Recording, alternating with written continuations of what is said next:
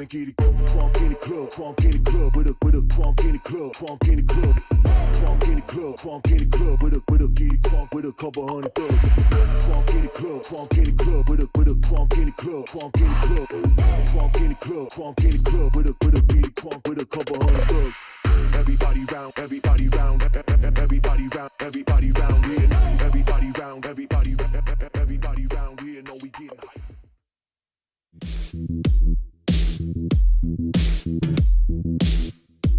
ชอบสแต็กจากทีม DRX อะค่ะ Vision Striker เก่าอะค่ะเขาเล่นเป็นตัวซัพพอร์ตอะค่ะแล้วเราก็เล่นเป็นตัวซัพพอร์ตเขาเล่นเป็นตัวซัพพอร์ตได้ดีอะค่ะก็เลยชอบก่อนที่จะเริ่มแข่งนะคะก็ซ้อมค่ะซ้อมแล้วก็ฝึกฝนตัวเองค่ะเล่น Valorant เยอะๆค่ะหาข้อผิดพลาดแล้วก็หาอะไรใหม่ๆมาเล่นนะคะร่วมกับทีมวอร์มอัพรูทีนตอนนี้ก็ถ้าเป็นส่วนใหญ่เลยนะคะก็จะยิงสนามยิงเป้าอะค่ะแล้วก็ยิงเดธแมทต่ำๆก็ประมาณ 5-10 เกมต่อวันนะคะอันดับ 1-3 โดยประมาณค่ะแล้วก็เล่นแรงอย่างน้อยก็ประมาณ5 เกมต่อวันค่ะถ้าตอนนี้เพลงที่ชอบไม่เชิงว่าชอบเท่าไหร่ค่ะแต่ก็เหมือนกับว่าหลอนอยู่ในหัวค่ะก็คงเป็นเพลงสักเพลงหนึ่งที่ชื่อผมอะอะค่ะอยู่ดีอยู่แคมป์ก็ปาร์ตี้กันอยู่แล้วก็มีคนเปิดเพลงนี้มาแล้วอยู่ดีมันก็แบบติดหูมาตลอดเลยค่ะเพลงเนี้ย if pistol ถ้าเป็นปืนพกอะค่ะจะชอบโกสมากกว่าคลาสสิกค่ะส่วนถ้าเป็นปืนหลักก็จะชอบแวนดอลค่ะถ้าให้เลือก150ปิงหรือจอ60เฮิร์ตซ์เลือกจอ60เฮิร์ตซ์มากกว่าค่ะเพราะว่าเคยเล่นจอ60เฮิร์ตซ์มาก่อนแล้วก็คิดว่าน่าจะเล่นได้ดีกว่า150ปิงค่ะถ้าให้คอสเพย์คงจะเป็นไวเปอร์ค่ะเพราะว่าตัวมันสวยดีค่ะแล้วก็เป็นเมนเอเจนต์ของเราด้วยค่ะคิดว่าในทีมทั้ง3คนมีคนที่ขำๆน่าจะประมาณ 2-3 คนนะคะก็มีพี่จินมีซีโฟที่แบบเข้าขากันดีมากๆส่วนก็มีคนนึงเป็นเป็ดอะค่ะที่แบบอยู่ดีก็พูดอะไรตลกๆออกมาค่ะประมาณนี้ค่ะน่าจะเป็นเพื่อนแล้วก็พี่น้องค่ะเป็นฟิลครอบครัวค่ะสตรอเบอรี่ค่ะทำไมล่ะคะมันอร่อยค่ะแล้วก็สีมันสวยค่ะมันเป็นสีชมพูมันน่ารักดีก็คงจะเป็น AE ค่ะที่เรายังไม่เคยชนะเขาในรอบชิงชนะเลิศค่ะก็เราจะพยายามชนะเขาให้ได้เป้าหมายส่วนตัวก็แข่งเกมนี้ค่ะให้เป็นที่1ของภูมิภาคค่ะก็เป็นแชมป์ของ APAC ประมาณนั้นค่ะแล้วก็ถ้ามีเวิลด์ก็อยากมีโอกาสได้ไปแข่งเวิลด์ร่วมกับเพื่อนๆในทีมนี้ค่ะถ้าเป็นในช่วงระหว่างแข่งก็คงจะพยายามตั้งสติค่ะแต่ก็ส่วนใหญ่จะได้แบบกำลังใจจากเพื่อนร่วมทีมมากกว่าค่ะว่าแบบถ้าทำพลาดก็แบบไม่เป็นไรเราโฟกัสวินใหม่วินหน้าอะไรอย่างเงี้ยค่ะส่วนถ้าเป็นหลังแข่งแล้วถ้าเรายังรู้สึกแบบแย่อยู่กับอะไรที่เราเล่นผิดพลาดไปก็คงจะอยู่คนเดียวค่ะอยู่กับตัวเองค่ะแล้วก็คิดทบทวนเรื่องที่ผ่านๆมาอะไรอย่างเงี้ยค่ะปัญหาของชีวิตตอนนี้ก็คือ Baby TZ ค่ะชอบกินของกินแล้วอยู่ดีก็เอาขยะมากองไว้ที่โต๊ะของโพลี่อย่างเดียวเลยค่ะไม่ยอมเก็บชอบเยลลี่มากกว่าไข่มุกค่ะไม่เคยกินมัฟฟินเลยค่ะรู้จักแต่ชื่อแต่ไม่เคยกินเลยค่ะก็เลยบอกไม่ได้ชอบฮอตพอตมากกว่าค่ะชอบอะไรที่แบบมันสดได้อะค่ะรู้สึกว่ามันไม่ค่อยเลี่ยนเท่าไหร่ถ้าน้ำซุปที่มันอร่อยๆแล้วก็กินได้นานค่ะถ้าชอบที่สุดของพลอยน่าจะเป็นซีรีส์ Game of Thrones ค่ะชอบมากสนุกแล้วก็ดีที่สุดในใจแล้วค่ะก็ถ้าอยากคิดว่าแบบอยากจะเข้ามาแข่งเกมแล้วก็อยากจะมาเป็นฟิลอะไรโปรเพลเยอร์อะไรอย่างนี้แบบที่พลอยกำลังทำอยู่ก็แค่อยากให้มีความตั้งใจจริงๆค่ะแล้วก็มีความขยันฝึกฝนตัวเองขึ้นมาค่ะส่วนใหญ่ก็คือหลักๆเลยคือความตั้งใจที่แน่วแน่ค่ะเดี๋ยวก็ประสบความสำเร็จเองค่ะส่วนใหญ่พลอยจะไม่ค่อยได้ทำงานอดิเรกอะไรค่ะก็มีแค่เล่นกับหมาประมาณนั้นนะคะเล่นกับหมาแล้วก็นั่งดูซีรีส์ค่ะแล้วก็มีไปรีแลกซ์เล่นเกมอื่นบ้างค่ะ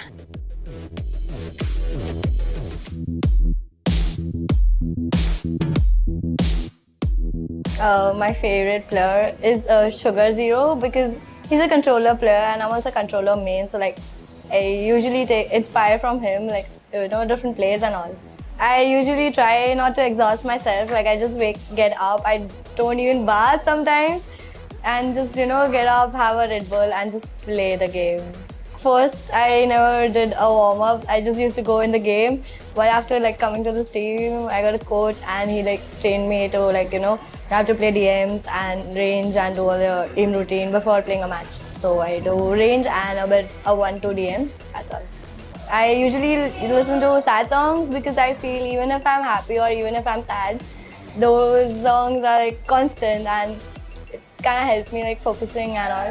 So my personal goal is to be like, I want this team to be the top one in the whole world and be an individual best player in this world, and also to win the VCT Game Changers.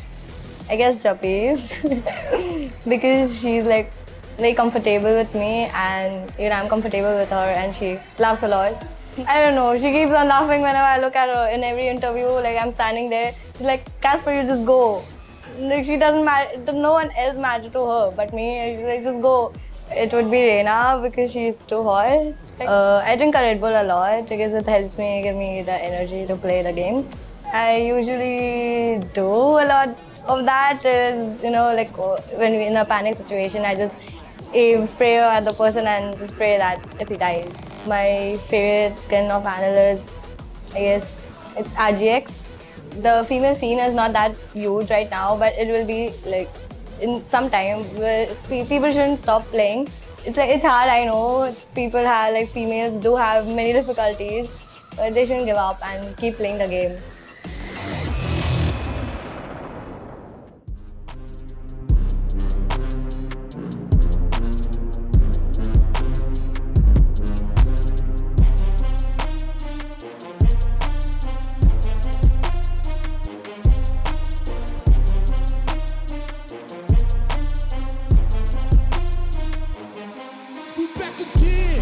We back again. I'm bouncing up before they count to 10.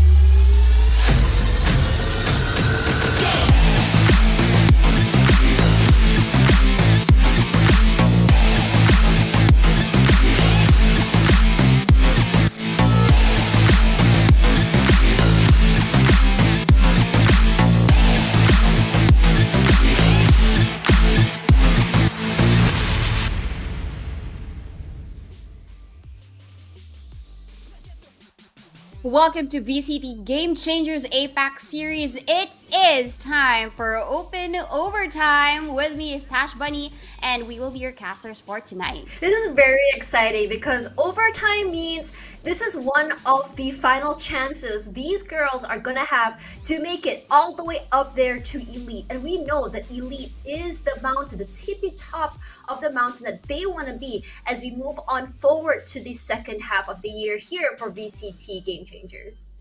Definitely. I mean, there's a lot of pressure for the teams. The hard work that they've poured out all throughout all of the opens is going to be seen right here. I think it's going to be blood, sweat, and probably tears for the ladies who really want to make it to Elite. Yeah, I think this is actually a very interesting moment because this is a situation where it's no longer like the beginning of stage 2, where we saw the same girls from the same teams playing, but now we're seeing roster reshuffles, new teams coming up on top, and even teams that we thought usually would be up there in the top 3 may not even be there after this. This is a situation where it's a do or die, the last chance to make it over there to Elite, where we go over to some of the most interesting moments here for the Game Changers. For now, let's have a look here at the calendar of events. We already finished opens, and now we're on to overtime. So just happening from the 25th all the way till 26th.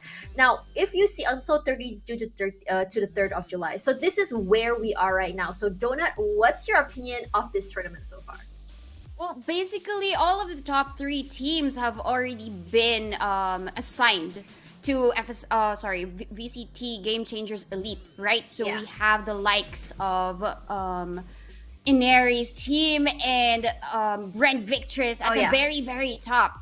And this is now the time for the rest of the teams to shine because it's overtime. And actually, we will be seeing one of the top teams, actually 2 of the top teams here. It's Orangutan and as well as X10C, because they have to make it to the slot for open overtime. So this is stage 2 right now. We see AE, Brand Victress, and as well as, surprisingly, SMG. XNC has always been at the top 3 and the top 4, but because of SMG's consistency, they're really sitting comfortably there together with these top 2 teams. But this is now, as you mentioned, do or die for one of these teams right here. So actually, some of them have already been eliminated because of their defeat from last week. But a lot of new names, a lot of new faces are to be seen and have the chance to qualify for the mountain that they have to climb, which is Elite. You know what's really interesting? Since we started on stage 2, which me and you actually casted a few weeks ago, I believe, I have found myself not only, interested in the teams that are already up there, but I'm also finding myself see the potential on the teams who didn't even make it up to the top 3. We can see the potential there, and I'm really looking forward to seeing more. But for now, let's talk a little bit about the brackets. We are at the qualification stage where we're going to be seeing X10 Sapphire versus Orangutan, and then we have L Strix versus Zolmaraki. And the winner from these will be going straight to Elite. And after that, we're going to go to the lower brackets where we either see Nigma Galaxy FE and AG Aresta, as well as Fear Eater Sierra and Big Sight before they go into the lower bracket semi-finals, qualifications before they finally make it to Elite. And I have to say, as you go to the lower bracket, the road is long, arduous. It's tiring. It's not as easy as the upper brackets. Yeah, definitely. I mean, the upper bracket, you just have to overcome a best of 5, which we will be seeing between X10, Sapphire, and Orangutan. And I think it's going to be a lot of pressure for them because only one team will qualify for stage 4 Elite tonight. So as early as the first stream, you guys will be seeing who will make it to stage 2 of FSL VCT Game Changers. You know what's really also interesting? Speaking about these 2 teams coming up, X10 Sapphire as well as Orangutan. So X10 is a team that we always see on the top 3. So now SMG has taken up that spot where we've talked about this, where SMG, they never quite make it, never quite clinch it. But it feels like in the last few months, they finally kind of figured it out. But for now, for X10, this is a team that consists of Alyssa, Baby Teasy, Ginny, Muffin, and Polly. And you know that I'm a big fan of Ginny. I've been following her all the way from the CSGO days all the way to here. I feel kind of like a stalker now when I say it that way. But when we talk about them in this situation, we are currently in a situation where we're just like confused as to like what exactly is going on with the team? Why exactly have they been overtaken by SMG, and what can they do to make sure that they make it out on top? Because this is the first time they didn't comfortably or snugly make it up there. And now, I'm so sorry, I really want to talk about Orangutan as well, because this is also a team that I've been following very, very closely. So for Orangutan, they actually went to a roster reshuffle recently. We say goodbye to Mythica and welcome Chloe, who was previously from Enigma Galaxy. Now for Chloe, I think it was you and I. We casted for her game when it was with GX, right? Yeah, with Enigma Galaxy, and we were just like, Chloe has a lot of potential, and seeing her coming into this team, kind of like, I can really have an idea what exactly they have in mind to do with her and how exactly can they play with her chemistry. But then again, she's very new. How fast or how long does it take for a team to solidify their chemistry as a player yourself? I mean, I've been seeing a lot of tweets from this team actually, from Japeeps as a leader, and then them taking on very comfortably Chloe as a player. I don't really see that there's going to be a big shift because of how funny their tweets are to each other. These very friendly banters can really make up for a lot of strength when it comes to the bond of being a team. And looking at the map selection, I guess really the bond is seen as to how they have managed to decide their maps. Why do you there think will these be maps are strong chosen? and weak maps for certain teams, right? Yeah. Usually OG would just select Bind, the likes of Icebox, but they have now taken into consideration the map of Fracture. They didn't really ban this. That's They crazy. Bind now, right? I mean, and given the roster changes, now Bind isn't going to be an option for them. Probably they are giving way to some of their team members who aren't really comfortable in this map, and because of this allows that whole level of coordination, collaboration between the teams. So I'm pretty excited to see their first pick, which is Ascent. You know, seeing Split in the mix here, I'm just like, maybe I mean, in my mind, as if I'm a player, I'd be like, this is our last chance to play Split before it's removed for competitive play, tournament play. So like, let's just play it for the last time, you know. But then again, in a lot of situations, not a lot of teams actually like Split because of how difficult it is for attack. It's a very difficult map with lots of chokeholds, which is why I was quite surprised to see that map. And so far, when you look at Fracture, the only iconic team in Game Changers that I've seen play that map has been SMG. They played that map like a champ. They know how to play attack and defense, which is honestly interesting, because usually when we look at the last open, we're just like, everyone's banning out Fracture. And now everyone, well, not everyone, but we're starting off with a Fracture map. And in your opinion, what can we expect from that map?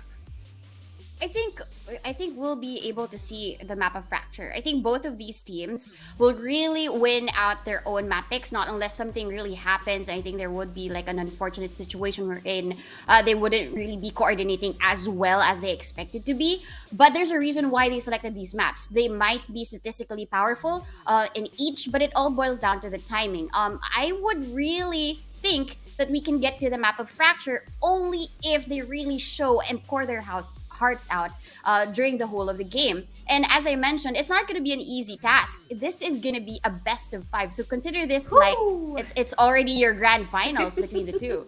Yeah, because technically, if you win this, you go over to Elite. If you lose this, you drop down. So there is another chance, but we had talked about lower brackets. It's a long journey. It can be mentally strenuous. And in this situation, I think most of teams want to play less games if possible. But for some teams, if they go lower brackets, they're like, okay, that's extra practice for us. I don't know. Thinking about the silver lining here, because I honestly don't really know what happens behind the scenes. I've never really been a pro player myself. So now when we talk about these teams in general, I feel like this match in particular, has a lot of tension. It's going to be very intense. For Orangutan, they are a team that went from maybe, almost the second half of the ladder, climbing up to the top here. They not only want to prove themselves, but they also are a team that really shows consistency and improvement throughout every single open they participate in. And as for X10, they're a team that just says, hey, we should be on top there. We've always been on top there. We need to defend that title. So there's a lot at stake for both teams here, but at the same time, if we can have predictions, okay, you don't have to go who wins or who loses, but are we gonna go to a map 5? What's the scoring gonna be in your opinion? I think there is really a big possibility for us to get to map number 5. I think it all will depend on the first map because Ascent is pretty tricky because both of these teams have high win rates. 83% is the win rate of X10 Sapphire for this specific map, but OG selected this for a reason. There's probably a reason why they selected this, and Chloe as a Sentinel, it's going to be quite hard to breach each of the sites or even try and attempt a flank in these situations. But definitely I think we can really get to map 5. I don't really want to jinx it because the last time I did a prediction, I think it was the last open, it didn't really age so well. I said that everything will be a best of 3, but no, it didn't really happen. But yeah, I mean, for both of these teams, with how much they have performed and how much they have did shine all throughout the opens, I think there is a possibility. Yeah, when you look at the teams in general, now that you mentioned that Chloe was going to be Sentinel, this is kind of new to me because I thought that she would be going for Initiator because that's what we saw her playing in the previous team.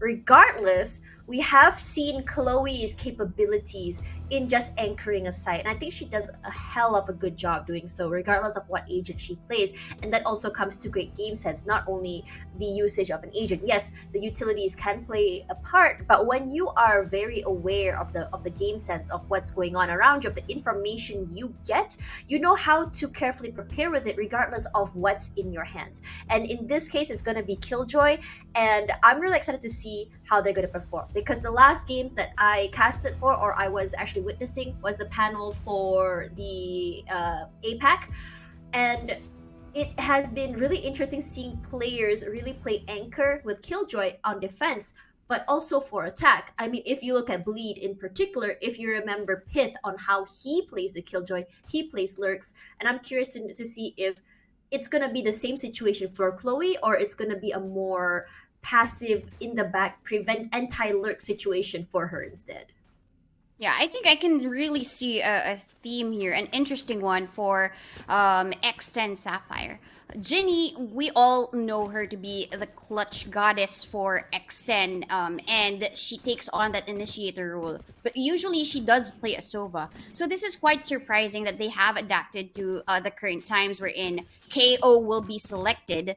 But also Alyssa on that Fade is something that we have to look out for. Fade, ever since she has been part of the meta, she's been quite scary to go up against. Although, yes, you can destroy all of her abilities and utilities. But it's still information. It's still hard to really counter the information that you've already given to your opponents. But I have to say, what I really love about Orangutan's pick is Lax as a controller. I don't know if you've really encountered her before, but she used to be a very strong controller for Oasis Gaming in the previous 2021 VCT Game Changers run. So this pickup is gonna be quite interesting, and maybe that's the reason why they're in the upper brackets.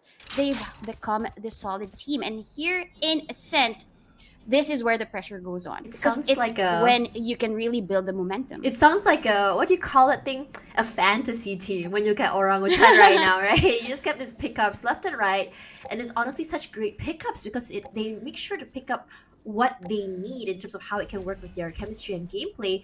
But coming back to what you mentioned about Fade is I would think it's definitely an agent where you kind of need to play around her utilities. And looking at that, Sway already on the site. Gonna be clearing out the back here, but we do have Baby TZ plays the back that sprays out, and we already have our first thing. I'm into Sway. Baby TZ gets 2, gets 3! Oh my god, can it be a 3-4? One enemy remaining.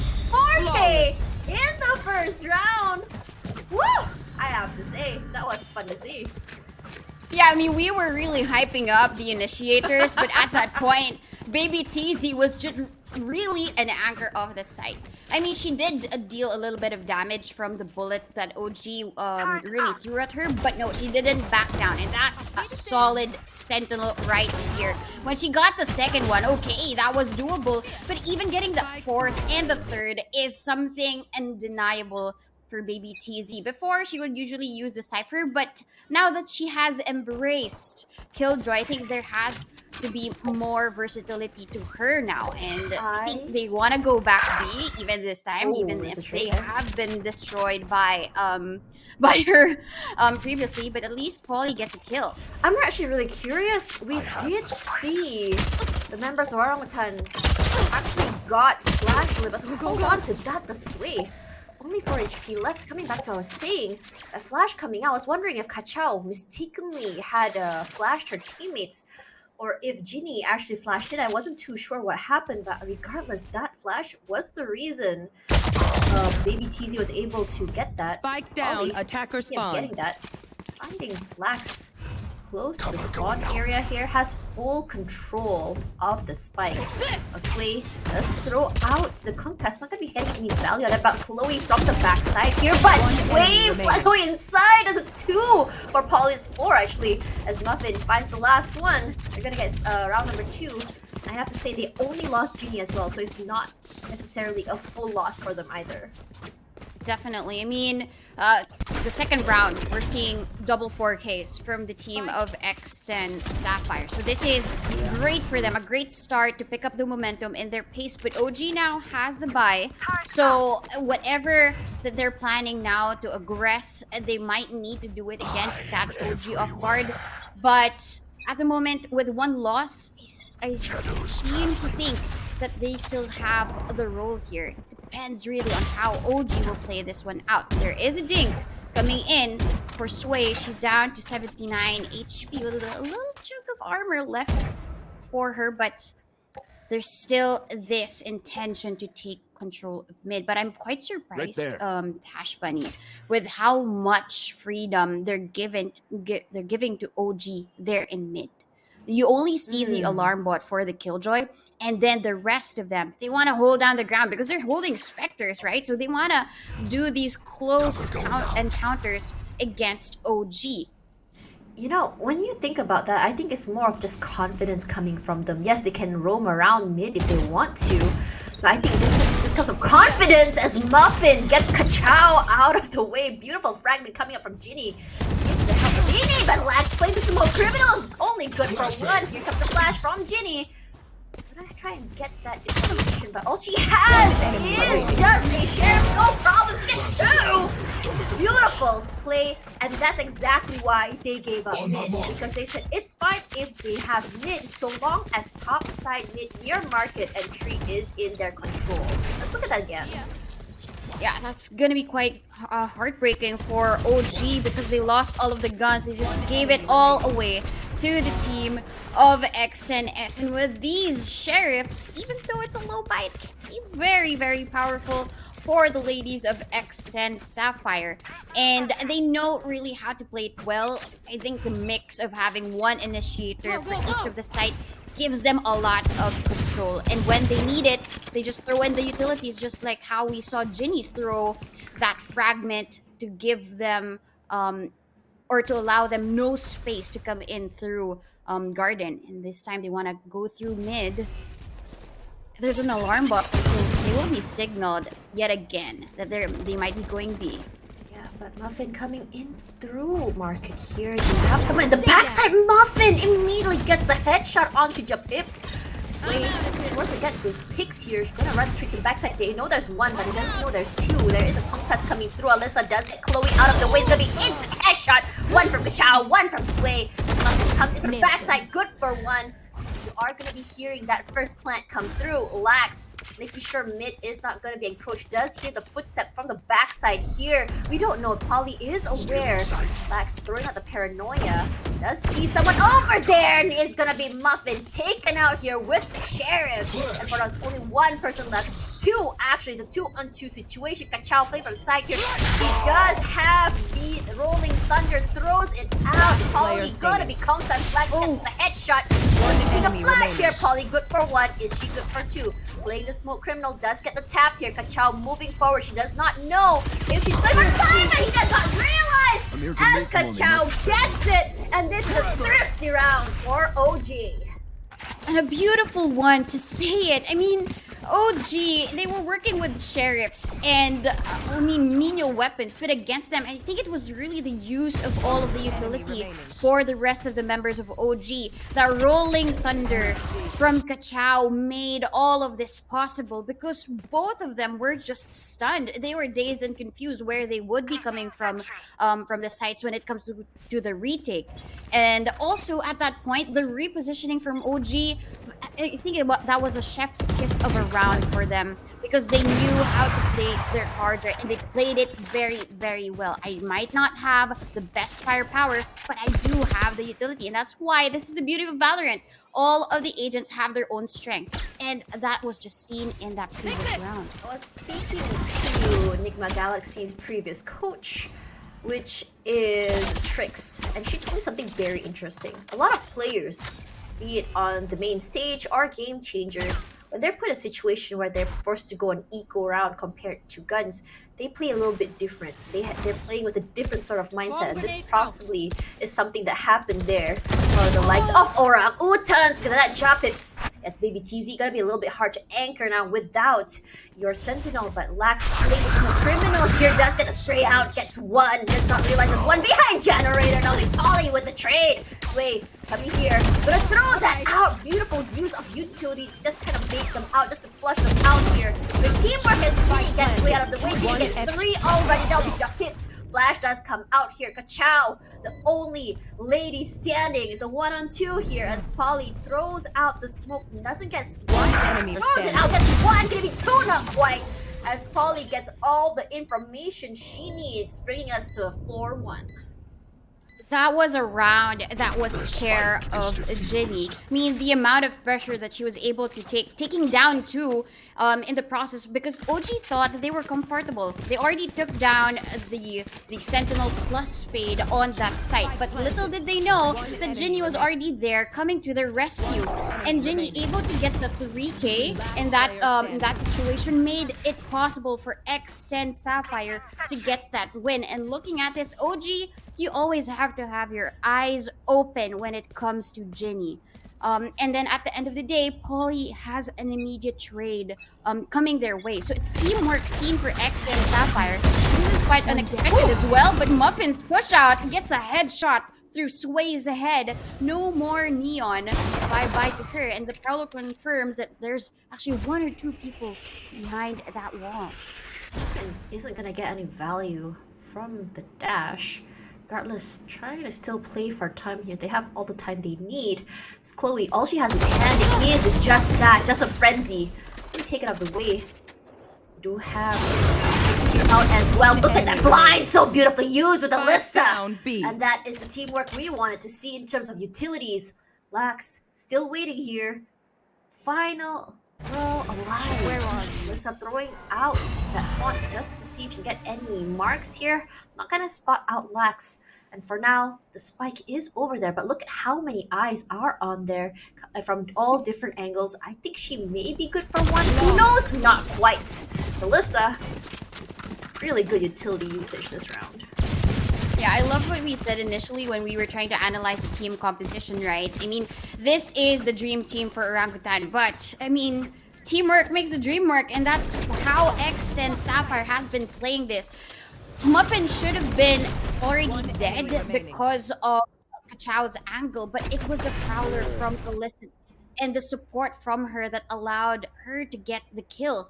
And at this point, OG, I mean, this is a well-needed timeout for them. They really have to sit a little bit back, assess the situation, and probably decide what's really best. They have taken control of B a lot of times, but they do fall to the retake of X10 Sapphire. They have had success through main, but necessarily Garden is a locked cage for Jenny and the rest of the members of X10S. No. And I think what do you think though that OG needs to do, Tash Bunny, in order to really break the shackles of the defense of X10? Seeing their team comp is already, I'm kind of honestly just a bit worried for them, just for that initial come onto site. I mean, we do have sway here, but given how X10 Sapphire's team is when it comes to suppression, when it comes to traps, when it comes to having a fade in particular, it's already hard enough to go through. And in this situation, I really want to say that Orangutan has a problem with coming to site because of their utility usage just getting countered. Perhaps it's better for them to just play for the default for a little while, but for now that's a trade on trade, because we see how they come onto site here is just to put everyone onto B main, and you know it's a chokehold. Regardless, Chloe does have lockdown. For now, we see the fragment come through as well. It's not going to be a situation here because this is going to force them to give all the space they need as Chloe sprays out. Unfortunately, Whip's not able to get any value out of that, but there is going to be a plant. No problem for them. It's the trade on trade once again. It is a very iffy situation where we have X10 who is very aware how Orangutan is good playing. This blacks from the backside here, not good for one as she does go very low, and we have the Nightfall coming as well. Genie from the backside does try to help teammates. Baby TZ good for one on Chloe, and for now Genie gets the Chow out of the way. And I have to say, this is exactly what I was saying. That utility coming in from X10 Sapphire was just utilized a lot better. Definitely. I mean, the utility, it was actually the C's from Alyssa that stopped the rest of OG from coming in towards the site. There was a from the shadows given by Lax for them to take control of B, but how else can you defend the spike if the rest of the members are outside? Yeah. Right? So even if there was a rolling thunder by Kachao, there isn't really much that she can do because somebody was waiting for her through just by standing there in CT. There could be just a stun. She could have gotten one, but given the position of X10 Sapphire at that point, I think it wasn't necessarily something doable for OG. Even though they had the lockdown in play, even though they had the From the Shadows invested to get them the spike plant down, it's still about defending the spike and letting it detonate and playing for time, which I think OG hasn't captured just yet. This is an aggressive sway coming through. She goes burr, but not quite. This Muffin was playing this off angle, catches him off guard. They're going fast, coming in through market. Kachao gonna be throwing out that flash. Eventually, Jumpip's already on the side. Muffin is playing her time here. Good for one, she's good for two. Yes, she is. Gets through, but Jumpip stops her at the end. Carlissa takes her down as Lax only good for one. But this is a round 8 going to X10, and if we see that again, it was great when it comes to their entry, but we have to just give it to X10. They're just so good with the retakes, so good with making just coming back in the back line. You don't necessarily have to stop teams from getting onto the site, just use everything on that. Sometimes it's a situation where, okay, we get one pick, that's fine, wait for our teammates, play together, and from what I've seen, X10 has really good playing with their utilities. We see Polly get someone with the paranoia. We see someone swing out. We see Alyssa throw out the prowler. We see another player just kind of walking beside it just to get that information to catch members of OG off guard. Yeah, and it's about maximizing the utilities, and not just theirs, but also their opponents. The reason why Muffin got the 3K because she pushed out of the smoke in timing together with a utility from her teammate. And this is the reason why OG, even though it's smoked out, you have to have your eyes open. You still have to watch out for those smoke criminal plays that Muffin is able to do. Genie, however, uses that suppression guard. At least gets Sway out of the way, but Kachao is there for the immediate trade. Paranoia comes in, but Kachao isn't necessarily blind. She gets a double for her entry. Paranoia, though, does come in for them. No use, but now the smoke's out. And this is about the X10S retake that we've been but Hunter's Fury doesn't allow them space just yet. But Baby TZ, she does have the lockdown available, so if she uses this, there could be a potential retake and a win for this round. All they have to do is look out for Baby TZ, who is behind, gets lax out, even gets a double against Japeeps. Alyssa gets the second headshot! And I mentioned to you, these retakes for X10C has been phenomenal for the team. Wow. Honestly, I really thought that would have gone in OG's favor. Their post-plant defense was pretty good, but you have to give it to X10. Just look at how they're playing, their positioning coming through, and the information gathering is allowing this post-plant. It's not necessarily the cleanest or the ones where you have 2 or 3 players still up there, but so the point is they are able to clean up house, and there's a little, it feels like there's a little bit of disconnect when it comes to Orangutan's communication, I feel, when it comes to their post-plant positioning, when it comes to how they're moving together. Not quite sure what it is, but I do hope that they manage to figure it out, because this is a situation where they don't really know what exactly they're expecting from X10's hit. This is, after all, their first match of the day. I like to call it this the situation where you kind of get to know each other. You do see the lockdown get destroyed. It's gonna be TZ playing from the side here, saving a teammate, but look at that swing on Baby TZ. Oh my god, that was nasty! Oh! A lot of multi-kills from Baby TZ. The first round, pistol round, I mean, that's something expected of you. But if you're a Sentinel, you wouldn't really, you would really go back. But this one, Baby TZ's timing as well, because they know all eyes were on Polly. Yes. Okay, if all eyes were on Polly, then this is my time to shine. Surprise! Push out through the smoke, and surprise, surprise, I get 3 out of that. That is value out of the buy. And to be honest, Baby TZ used her lockdown just recently, but now she has 3 orbs in her pocket yet again. And Muffin with Alyssa gets a quadruple, bringing down OG to the ground, and it's just last all alone, and Ginny just finishes things up. 3K for Alyssa, double for Ginny as well. So that's a great round for Sapphire. Oh my god, if we saw what happened earlier, that was just ability usage and teamwork in general. If you saw, you probably could, I could imagine their comp's gonna be like, okay, I'm gonna throw out my haunt right now, and you're gonna swing out. Okay, Muffin, you already got a kill. Don't worry, I'm just gonna throw out my Prowler just to kind of buy you time for you to reposition. And honestly, in that situation, and on top of that, it's a chokehold situation, it's gonna be very, very hard for a lot of members of OG to navigate. And this is why I was really wondering if Orangutan can just not just be fast, just take their time to figure out where exactly each member of X10 is and where their utilities are gonna be. If they can manage to figure out the patterns here, it might give them some space or an idea on how they want to navigate through. And this is what exactly they're doing on this round. Yeah, I mean, I think X10S is the one really reading the situation. They push forward, and Muffin, the confidence to just peek out through mid, and she even spots out the second. Does a little bit of damage against Sway, but she's still there. She's holding out her ground, and given the flash from Ginny, that is now damage. Even Baby TZ secures 1. And a duel there in mid is not going to be won by Japeeps anymore because there's a second one. It's gonna be the smoke criminal now. She gets it from the shadows through mid, but Muffin is there to secure the ground. Mid control is what you ask. X10S has it for this round. You have to really give it to them. Not only are they reactive, but they're also very, very proactive.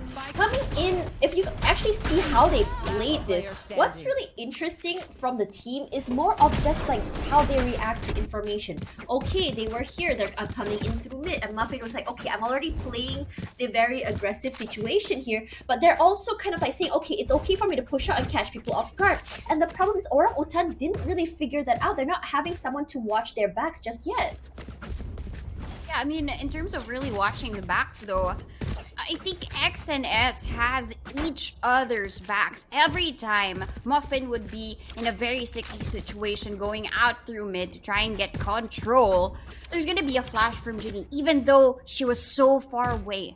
And I think it's also the mastery of the agents that X and S has for each of the rounds. And that's why it's an 11-1 in favor of Sapphire. OG, they have managed to get one round.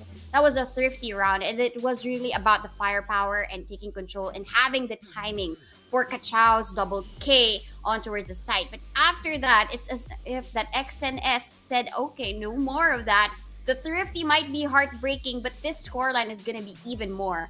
But we all know how OG is when it comes to the defense. They are quite strong, and they have a better win rate when it comes to the defense. But they have a tough mountain to climb. It's 10 points to get to an even score of 11-11. But if the pistol round goes to X and S, then it's already match point. Yeah, this is one of those very scary situations here, because when you let a team hit around 10 as you go into a half, it doesn't really give you a lot of wriggle room or a lot of situations where you're allowed to kind of just play around with those mistakes. And I'm not saying that Orangutan is the only team making mistakes here. We do see some mistakes coming through from the side of X10 Sapphire as well. I mean, just now at the boathouse when Genie went down, it was a situation where I don't think you should be running around with your abilities out in hand. And I think it's kind of like the situation where my boyfriend would say, you just think of it this way.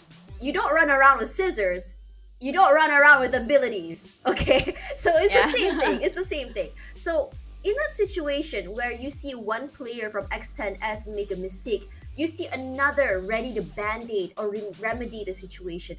And I'm not yet quite seeing this from Orangutan. Not quite sure if it's because they just made a new roster. Not quite sure if they're not used to each other's momentum and how they play. After all, this is a brand new pickup. Regardless, for them to get onto the upper brackets, it does show that they do have the potential. They do have the chemistry.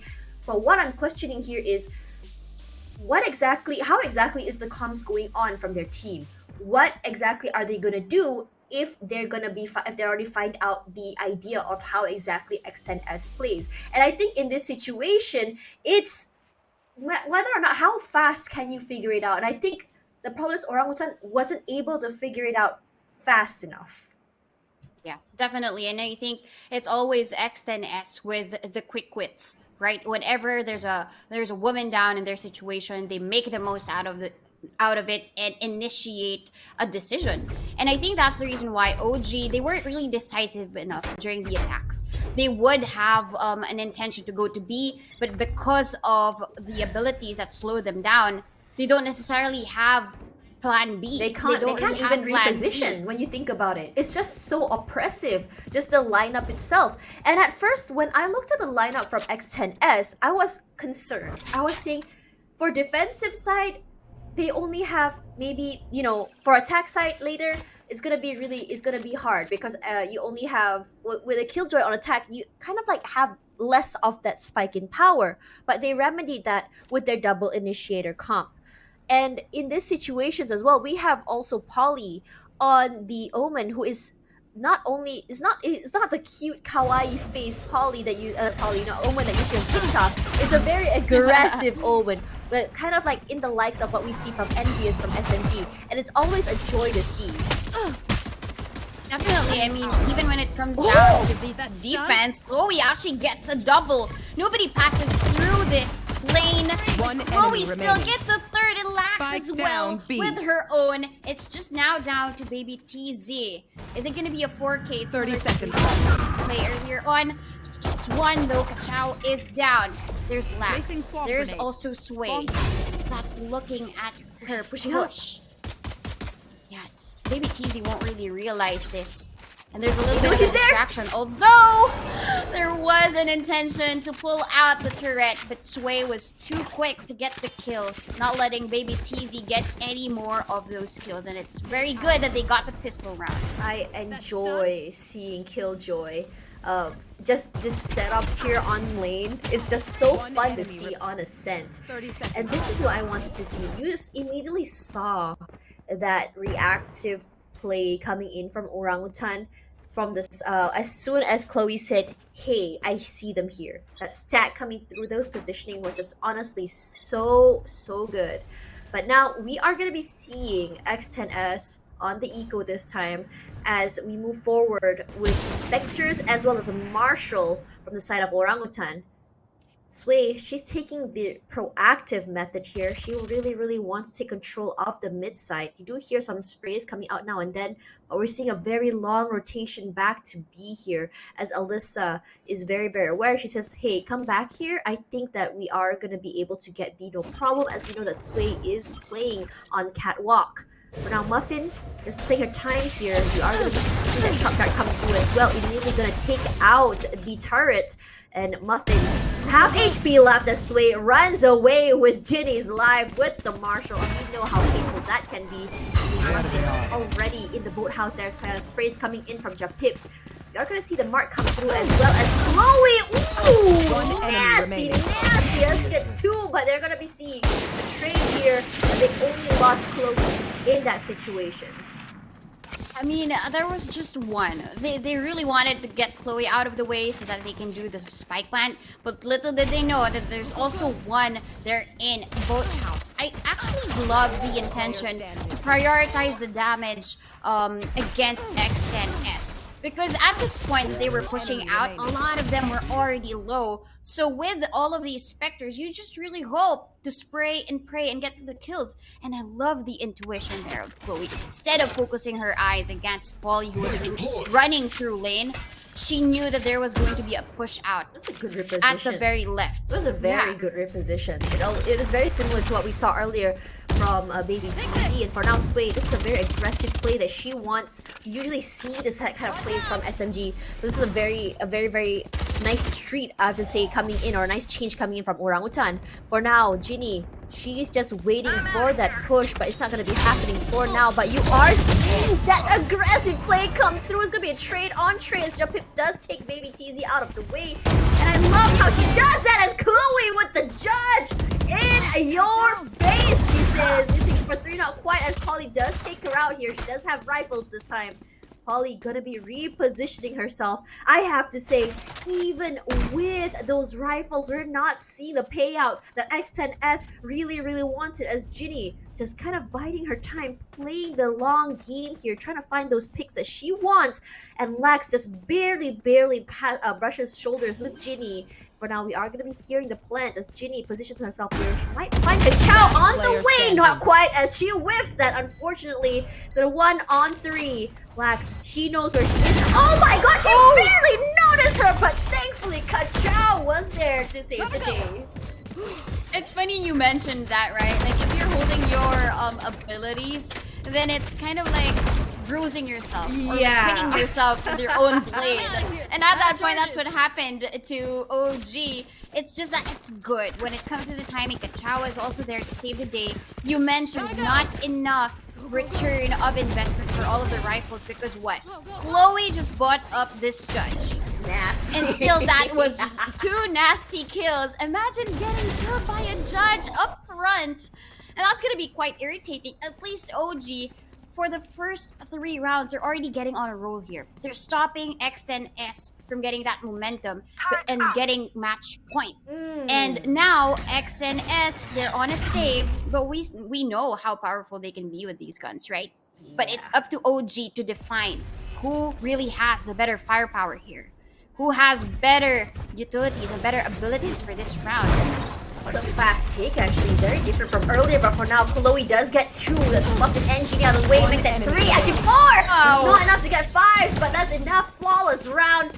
One of the fastest rounds we've seen. I'm not too sure if it beat the fastest round earlier from the side of X10. We're gonna have to see later. Regardless, though, very clean, and that's the power coming in from having a Killjoy as anchor. Yeah, I mean, the bullets just run out, and that's the reason why she wasn't able to get the ace. But good thing about this, Lax was there as well. Okay, I'm sorry, I'm gonna steal the ace, but at least you didn't die in that situation. Oh, yeah. Because there was an opportunity for her to get killed, right? Because she lost the bullets. But the teamwork now is seen for OG. And XNS, they're on a timeout. they're really discussing amongst themselves, why can't we break the defense of OG? It's basically Chloe knowing where they're gonna push out, because every time there's intention to go to site B, Chloe's gonna be there. If there's gonna be now a rotation towards A, Chloe's gonna be there. This is like an opposite. And Chloe's the gate. Oh yeah, absolutely. I like how Chloe was able to change it up. Like for baby TZ just now, we usually see her. What the change was happening on her anchor was that you have one more on site with her in the boathouse to catch people off guard. But as for Chloe, she repositioned herself to play on the other side with a different gun. So this kind of like changes can catch people off guard, and this is how they kind of break the idea of patterns when it comes to defense. Now, what I was trying to say earlier was that over on VCT APAC Stage 2, we saw a very different situation where everyone thrives on attack and just seem to fail on defense. But for this side though, defense will be where every team will thrive. But Sway, that's very fast! Meet you in your own spawn, 2 out of the way. Loving this aggression, but look at where Sabrosa is as Kachao does find baby TZ. Did not realize that Ginny was playing in that corner. You want a taste of your own medicine? X10 was very aggressive during the defense. But now OG is applying the same pressure that they were doing. And even Ginny gets a little bit of a splinter there. She hit the head, but still there was a big wall against her. So that's why there's just that. Enemy remaining. Chloe sees Polly, but Kachao is there with the operator, and they get each one kill. And OG, they're very strong on this defense. As I mentioned to you, they have a higher win rate when it comes to the depth side of things. And Sway just pushing out just brings back the confidence for the rest of the team members as well. For Kachao, for Japeeps, and for Chloe to really stand their ground. Whether it's going to be A main or through Garden, I have this covered. This time is going to be different though. X10S, I don't know if they want to play the default strat or they all want to go through B as fast as they can. They haven't really gotten a hold of mid just yet. Maybe this is the time to do so. I know that the operator is on B main. Immediately, you're gonna see that retreat come through. See Alyssa. Ooh, I don't know if I would have like peeked that, but luckily she had to move out of the way for the owl drone. Regardless, you are gonna be seeing that they already have full control of mid here, at least for the side of market. You can see that Alyssa is just trying to play that distraction on B main. For now, they don't know that there's at least 2 people on market because all eyes are on CT, are on B main. They can actually just go through if they want to, as Sway still holding this angle.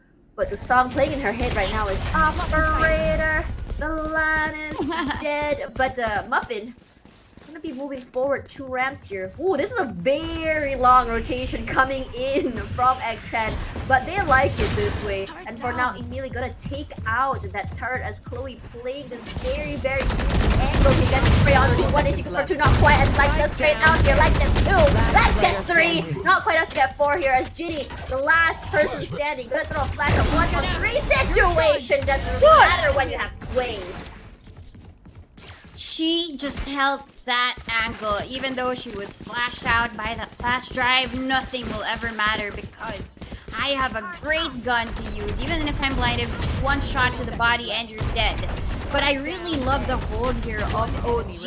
The amount of information Kachao gave to the rest of the members was vital for them to know where they were coming from. They were coming through heaven. That's why Lax provided a smoke.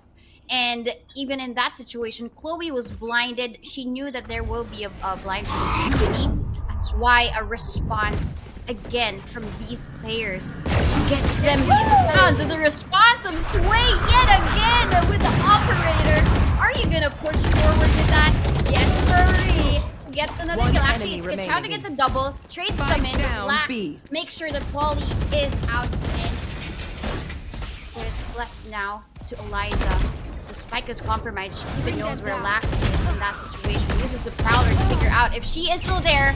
But Chloe gets the kill anyway as she pushed out the smoke. OG, they're having the time of their lives. Now they have 7 rounds on a roll here in terms of the win. See, I was really hoping to see that play with their utilities that we saw on the defense side from the side of X10S. This is my question here. You have Alyssa, who has all of these utilities coming through, like your Prowler as well as Seas, and you are very aware that that Sway will be playing the operator from B main. Alyssa's utility, if used properly, can be great for not only space but getting those picks. And for now, Ginny will be leading the team here as they move on to B main. And for Sway, I like the fact that she repositioned herself. She doesn't want to play the same angle all the time. There is a flash coming through as well as that fragment just to buy some space. Will buy some time for them to get onto the site. Lucy some sprays through the smoke as Muffin gonna be playing here just to find some picks and look at the post plant defenses coming through here. Lucy Alyssa playing on set B main. Holly does get picked off by Sway, and look at that. We're gonna get not quite one more as Muffin tags out Sway instead with the knives. There is the Rolling Thunder as well. Flash comes through to Alyssa. Chloe from the side here. She cares for nothing. The Chow as well as Japips get one each. It's gonna be Baby TZ playing from the side to run through. Don't know if it was a good idea to be running like that, but easily taken down. And for now, it's going to be Team Ace 11-9 OG. While they struggled on defense, attack seems to be where... Sorry, defense seems to be where they shine. Yeah, I mean, in terms of really shining, even if Muffin gets that kill against Sway, still, the rest of the members of OGT, they don't back down. Chloe just pushing forward together with the rest of her teammates. Confidence is shining. They're shining on this map. And probably, even though they got an 11-1 in the first half, they're probably smiling. And they're really laughing their hearts out because now 8 straight rounds in their favor leaves X10S really guessing how else can we break OGT's defense. Because OGT, they've tried aggression. They've tried using this operator to peek out and get these first kills. And then X10S, they don't really have the best solution for this. Honestly, it's just the great positioning from Chloe as well. She likes to play, just wait, buy for time, just come and catch people off guard. And I feel like that's what Baby TZ as well as Chloe's fortes are at this point. For now, Kachao just waiting and just biding for time as Sway wants to push forward, wants to see who exactly is on B main, and now they know that they're there. They know that we're coming in from B main. And for now, here comes Nightfall as well as Jeff Peeps will be marked and decayed. And for now, you can also see that there the nanos from board will also buy some time before they can push onto site. Kachao does have that aftershock come through as well, just to kind of flush them out of those corners. But look at how they're playing. They're not allowing their hits to be popped at all. But for now, we are going to be hearing as well this one is being popped from Baby TZ. And for now, Muffin is good for one. Sway also gets Polly, Chloe gets Ginny. And for now, look at the defenders. They're stuck because of the lockdown here. Baby TZ does get one in return. 1 versus 2. If she's able to isolate, she can win this. But they're not giving her a chance here. Paranoia does come out. Swings out right now, Baby TZ. 3 in the pocket. There is a jump peak coming through here as Chloe 3 bullets. She does get it halfway for now, and Baby TZ just playing for time. All she has to do is jiggle. Don't fold! Does fold though, as it's 4K in the pocket. A beautiful clutch there by Baby TZ. She was the only one not detained by the lockdown, while the rest of the members were just there standing their ground because they were just detained. They wanted to escape, but every time they wanted to, they were getting killed by OGT. But at that point, Baby TZ knew she had a plan.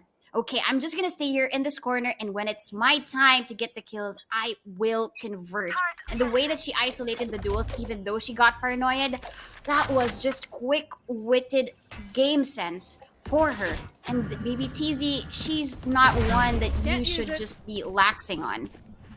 Baby TZ is such a great player, even on attack, and that gives them the first round on the offense. Honestly, I'm actually quite surprised the Orangutan was able to take so many rounds in a row. It just really shows in terms of defense, they really know what they're doing. Looks like default will be the way to go as they try to get as much information as possible. If you look at in terms of ultimates, no one has any. And it's going to be a situation where you have to rely on teamwork, on gunplay, as well as utility. And I'm really hoping for this change in pace, at least on how they use the utility from Alyssa, because we're not really seeing them actually swing out with the utilities like we saw them on defense. For now, Muffin dash is expended. She has a few more seconds as she does dash through there, avoids the concuss, avoids that two concusses actually, or it stuns. Japips does get one baby cheesy for now, but Alyssa gonna be spraying out here, but Lax will be the one to take her down first. For now, Sway does find Muffin in return. It's only one person to worry about. That's Polly. Polly's only good for one, unfortunately. As we go 12-10, OG wants to bring it to an overtime, or perhaps get the 13th point first. Who knows? Yeah, I mean, we can definitely see here the change of pace that OG has been giving, because they probably noticed that X10S, they've been so well in terms of these pushes, the coordinated ones. They push out first with the smokes in place, and then Muffin's gonna dash in towards the site. But OG, they already have a hold on how X10S would push out. And this timeout is very, very essential for both of the teams. Although this was called by OG, XNS, they have to really form this plan of attack. As you mentioned, it's going to be 1 point for them to get the win, or OG fighting for their life and fighting for overtime. And at this point, I guess even though XNS has the lower bye, they're just really equipped with these sheriffs. And OG, they want to make the most out of this. They want to get a 12-11 and then probably get the last round, because this is the reason why they chose the map. They're so strong on the defense, but they also have to show that X10S, they need to also get the solution out of X10S's plays. We've seen Orangutan thrive on Thrifty. Let's see if X10 will be able to do the same. In a lot of situations as well, I noticed that some teams, they have a problem with closing games, and it seems like this might be X10S's problem here. Not quite able to, as they're not able to find that momentum. Regardless, the Pips just waiting for some information. Revealing area. Gonna be using that recon for now. Doesn't quite get anything just yet, but where Sway is, she pushes out too far. She might be caught off guard, and now she's not able to play in a situation in a position where she's safe. So smoking up Catwalk is a good play coming in from X10S, just so that they don't get caught off guard. For now, the smoke has been expended. This is why you're kind of like wondering, did I just take too long to go forward here? Regardless, we are seeing a change of pace coming through as the 1 minute mark hits, and Muffin 54 HP, taking so much damage just to get onto the site. Regardless, Sway with the operator. Again, getting Muffin, finds her at the boathouse as Chloe is suppressed, not able to use her thoughts, but jump hits with 3! Kachao gets one more as well, and 12-11, I smell an overtime. I mean, the overtime is so possible given OG's performance in the last couple of rounds. Yes, OG might have given away one round to X10S, but how they are forming themselves when it comes to the holds plus the retakes, it seems as if they're they're too strong on this map. XNS, now that they have the bias, although Baby TZ and Ginny only have like half armor equipped on themselves, they have to pick up the pace. They're the ones on attack, but OG seems to be the one rushing in and getting all of the kills, even though they're on def. Lax gonna get the sprays onto Muffin, very aware, but Lax gets 2. Alyssa eventually does find Lax in the end. Alyssa playing this very corner. Moving through, they do hear some footsteps on the other side. Chloe does get 1, Sway gets 1 as well. There's only Polly in return, good for 1. Moves away, 30 HP left. Not a lot of HP to work with, and she's playing at the very, very edge of the aftershock. For now, they don't know she's there. 7 bullets, all she has here. And Sway as well has to reposition. 1 bullet doesn't really matter for her. She gets it in the end. And it's 12-12. Here comes the overtime. Switching sides. I mean, the overtime, you said you smell it. Now we've tasted it, and this is just game number 1. OG wants to play this close And intentionally, they just really wanted this. I mean, let's play for overtime. Even though there was an 11-1 score, we can overpower them with Sway's operator, with Kachao's very unusual and unpredictable plays, with Chloe's mere strategy to take a hold of the site even without the lockdown. 300 She IQ is the Chloe. lockdown. Yeah, 300 IQ Chloe. Love her repositioning. Love how proactive she is in just catching people off guard.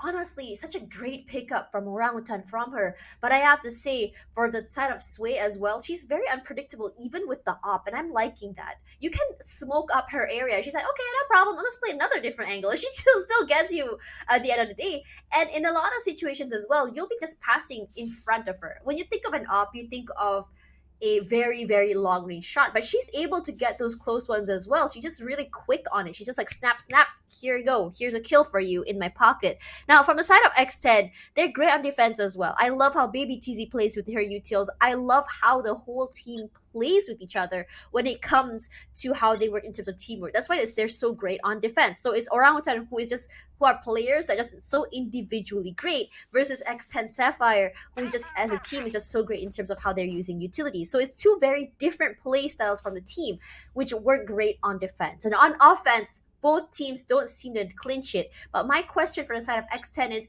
you have two initiators. You have the KO as well as the feed. I think personally, if I were X10S, I would rather be playing faster when I have all those utilities, because you have it as suppress, which means that you're not gonna be running against a Killjoy whose bots are just gonna have to buy so much time.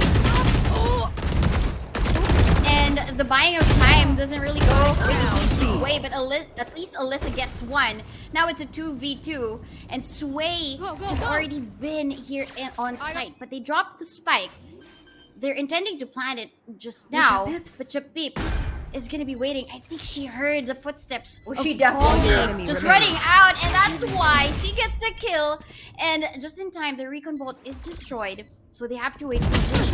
Jenny is gonna be spotted out, and that's why Japips, in perfect timing, gets a kill. And this is surprising. We both know that both of these teams are very strong on the defense, but OG gets the first point on attack. That how do I say this? That timeout just now that they had worked wonders for them. That fast sort of situation that comes through from them just worked out so miraculously well. And I think it's just because that they had the information of who might be on site. And when we look at X10, they're not necessarily a team that really changes up the way they play on defense, on attack. They're very, at this point, Orangutan has probably read them like a book. And meanwhile, on defense, here's Sway with the famous op, and she doesn't even care if she gives away her position of the op, because she knows there's one person stuck behind that building. And for, oh my god, through the smoke! Are you serious right now? She got that timing right. But now she immediately repositions as Alyssa taking a very, very long rotation, going toward A site here. Go, go, go. As Sway saw no one at mid, gonna be relaying that information to the teammates as Kachao is gonna be preparing the welcome mat for the rest of the team.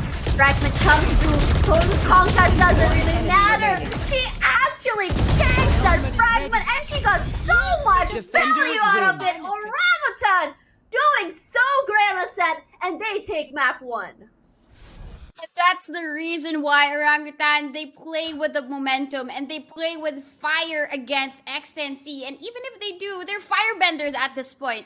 OGT, they get the first map, even against a score of 11-1. That was just a jaw-dropping result for map number 1. And I guess that's the reason why OG, you never have to be complacent against them. I mean, at least in the first half, you would say, okay, this is gonna be easy. But no, nothing is ever easy when OGT is in your way. They're so unpredictable, but in a good way. They're so loose, they're not rigid, and this is the reason why I've been following them for so long. You see that hunger come through, the want to win, and they're willing to do anything for it. And I have to say, the addition of the 2 new players is just doing so well from what they want. Kachao tanking that fragment good for 2. Hello, my jaw was on the floor for a good 5 minutes, sir. What was that? I mean, it's not just Kachao, but it's also the place of the rest of the members. Kachao might have been the MVP, but if it weren't for the rest of her teammates, she wouldn't really be up there. It's also about the exchanges of the rifles. Kachao, okay, always holding the Vandal, but if Sway wants to push out and be aggressive, they just definitely exchange the weapons and give Kachao the ability to hold down the sites, even as a breach. And then she just really supports her team members. And I guess it's not just about the kills that she was able to do, but the assists as well. Her ACS is at 246 against BBTZ's Clutchmeister 205 ACS. And for the rest of the members here, they're very happy and healthy when it comes to the KDA. It's equally as good because of the scoreline, but OGT, they just came out on top. They said, attack, we're not very strong at it. That's why let's call for a timeout. Let's discuss our plan of attack. And their plan of attack really worked out. I mean, when you look in terms of numbers, you can see objective as well as headshot side, it's gonna be for X10S. But for OG, damage and frag wins is more them. And I have to say, I agree from the numbers on what we saw. It's very, very reflected on how they played. They're a very aggressive team. They want to get those kills. And for the side of X10S, I only saw them able to get the spike planted once. That's why in terms of how they work, it just works in terms of how they play these aggressive sort of plays. And I think that's also the reason what I'm always so surprised. But let's look at Kachao first before I go into what I want to talk about earlier, where she will be the MVP for this game we saw earlier. And if you see 22 kills in her pocket with 246 ACS, and how she plays, it's more team-based rather than a very aggressive dueling breach that we always talk about. And this really, really enables her team, because it not only it enables Sway, it enables Chloe to just catch people off guard, and it also enables her teammate as well. But when you look at the side of X10, it's a very similar sort of playstyle. But if you remember again that individually, Orangutan's players are good on their own. So when you are a team that's able to play very separated on defense, you have one person able to anchor site, one person able to just catch them off guard. This is where it comes like, okay, we know how to play with a team, but what if we separate it? What if you're not able to get into position? And I feel like Orangutan really, really took advantage of that when it comes to the positioning of X10S. Definitely, and I would really have to add up to what you said about Kachao. Her damage per round is about 2 kills per round. So that just really is about the conversion of the kills, and not just conversion of the frags, but also when it comes to the assistance that she offers to Sway. There might have been a couple of mistakes. You mentioned that she flashed some of her teammates, but how she adapts to the situation and she learns from her mistakes is the reason why she is the MVP. And that is just evident for OGT. They never back down. If it's not a win, if you don't see a 13 scoreline, it's never going to be over. And that's why we got to overtime. And that's why we'll be back for another round, map number 2 for Game Changers Open Overtime.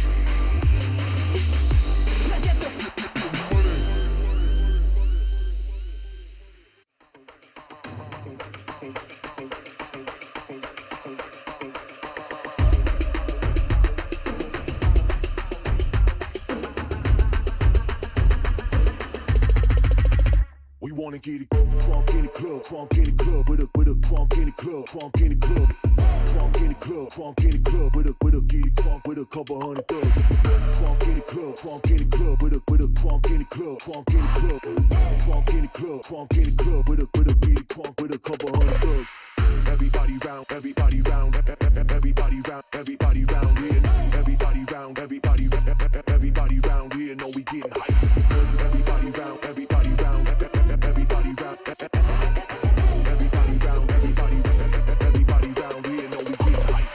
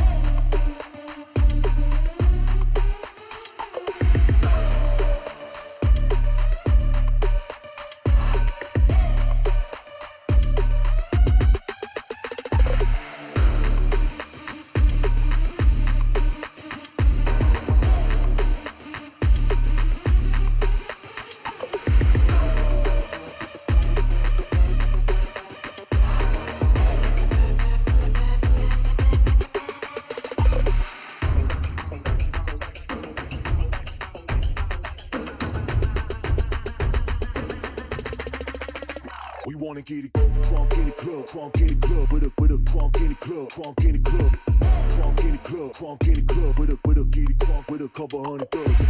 Crunk in the club, crunk in the club, with a crunk in the club, crunk in the club, crunk in the club, crunk in the club, with a get it crunk with a couple hundred thugs. Everybody round, everybody round, everybody round, everybody round here. Everybody round, everybody round here. Know we getting hype. Everybody round, everybody round, everybody round, everybody round, everybody round here. Know we getting hype. Coming off the bench now. Waiting for this moment, swinging for the fence now. Coming off the bench now. Gotta get up, 'cause we about to get down. Coming off the bench now. Waiting for this moment, swinging for the fence now. Coming off the bench now. Gotta get up, 'cause we about to get down.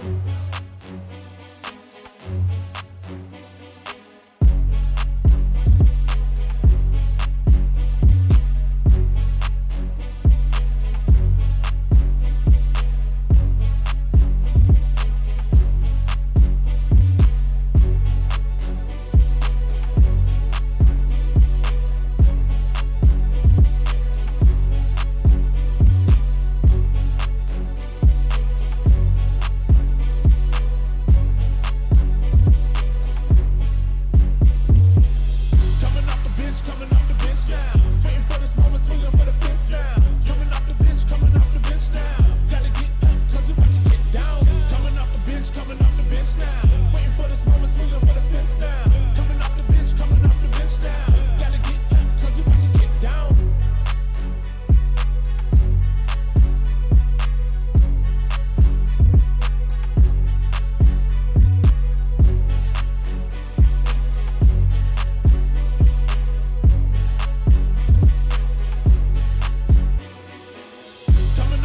Coming off the bench now. Waiting for this moment, swinging for the fence now.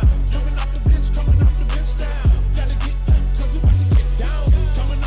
Coming off the bench now. Waiting for this moment, swinging for the fence now. Coming off the bench now. Gotta get up, 'cause we about to get down.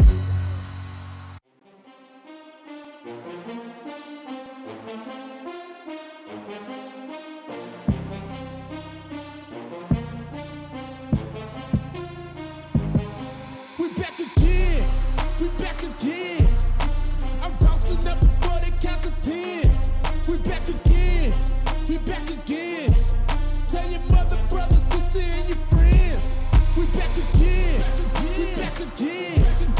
I'm bouncing up before they count to 10. We back again. Tell your mother, brother, sister, and your friends.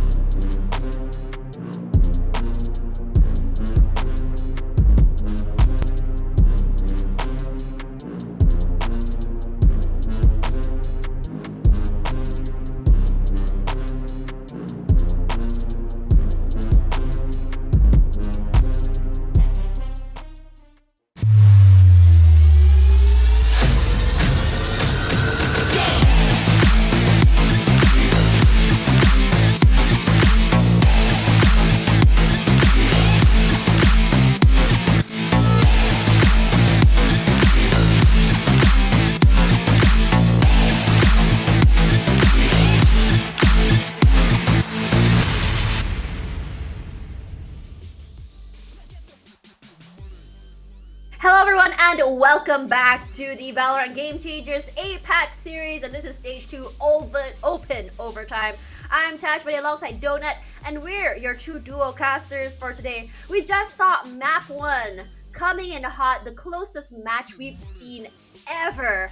And I have to say, despite the close match, it was a very, very interesting storyline for Orangutan. Definitely starting off the first half with 11-1. If you're down 1, you'll get demotivated, right? But no, they didn't let anything phase them. They just really wanted to win all of the rounds on defense. Probably give had a one plan to X10, but nope, we'll take it back anyway. We'll play for overtime in Ascent, and we saw their Ascent from 1 to 14, and that's why they won the first map.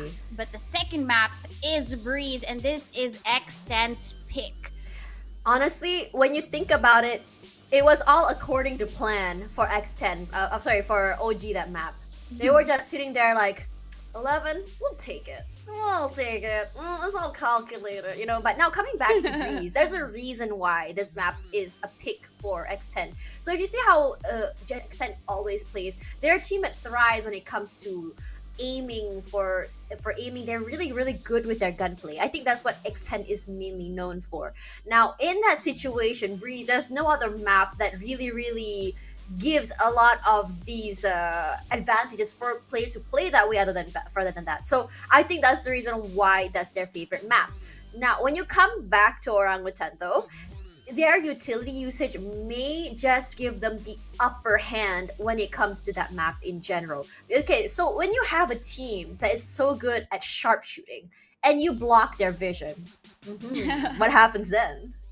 Definitely, and it's about the creativity. I think Breeze is a map that people pick because of the it's going to be a canvas basically of your creativity when it comes to the strategies, because there are a lot of entry points. Mid is too wide and too big for you to really create the flanks and even create the strategies. And when it comes down to the picks, if Ginny is gonna pick the KO, then it's gonna be probably GG for the team of OGT, only because of the possibilities that she can do with the agent. We saw that earlier in the map of Ascent. It's just that they didn't really make the cut in terms of really winning it out from 11 to 12 and even match point.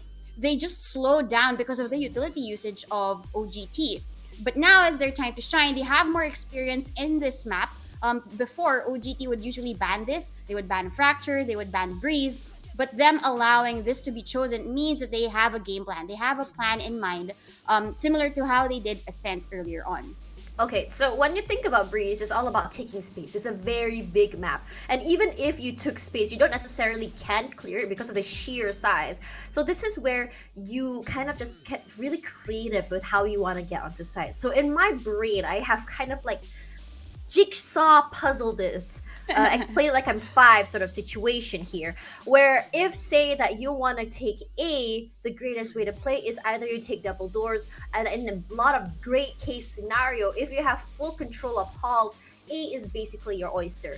Now coming into B, how do you exactly take that? Have full control of the elbow, have control of tunnel, and you basically have made it. Because when you want to control them from coming in from arches, it's not really a tall order, because if you look at the site, there's so many angles to clear compared to A site. So if these teams have this sort of like general idea in mind, they can just pretty much go into the game kind of like thinking, okay, how exactly can we take these spaces? What can we do to give these spaces to our favor?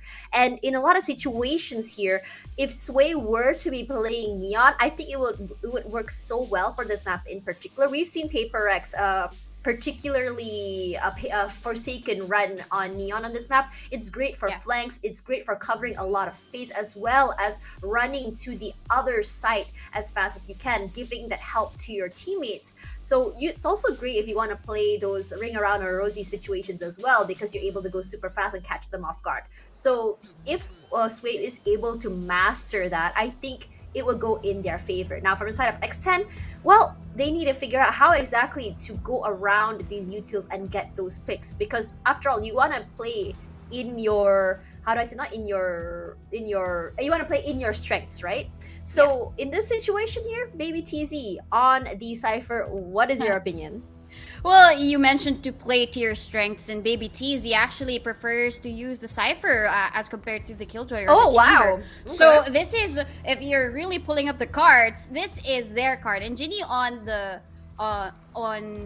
Sky is actually, this is where the creativity comes in, because you can use this to aggress. You can use this more for the defense, or even use it for yourself if you want to be selfish and get the frags, right? Oh, yeah. But Ginny in this situation chose the Sky over the KO, probably because of the amount of teamwork that they can use. I mean, the mix and matching of the utilities and abilities can make it better for them for the retakes. And as compared to OGT, you mentioned their choice, which is the Neon, the Chamber, the Sova. These are picks that usually work out well for them. Chamber is so good for this map. And I am surprised that X10 did not choose that, given the fact that they love playing these sort of like high-powered, high-firepower agents when it comes to gunfights. And honestly, if Lax is just put in those situations, maybe at Nest, maybe on top of a pyramid,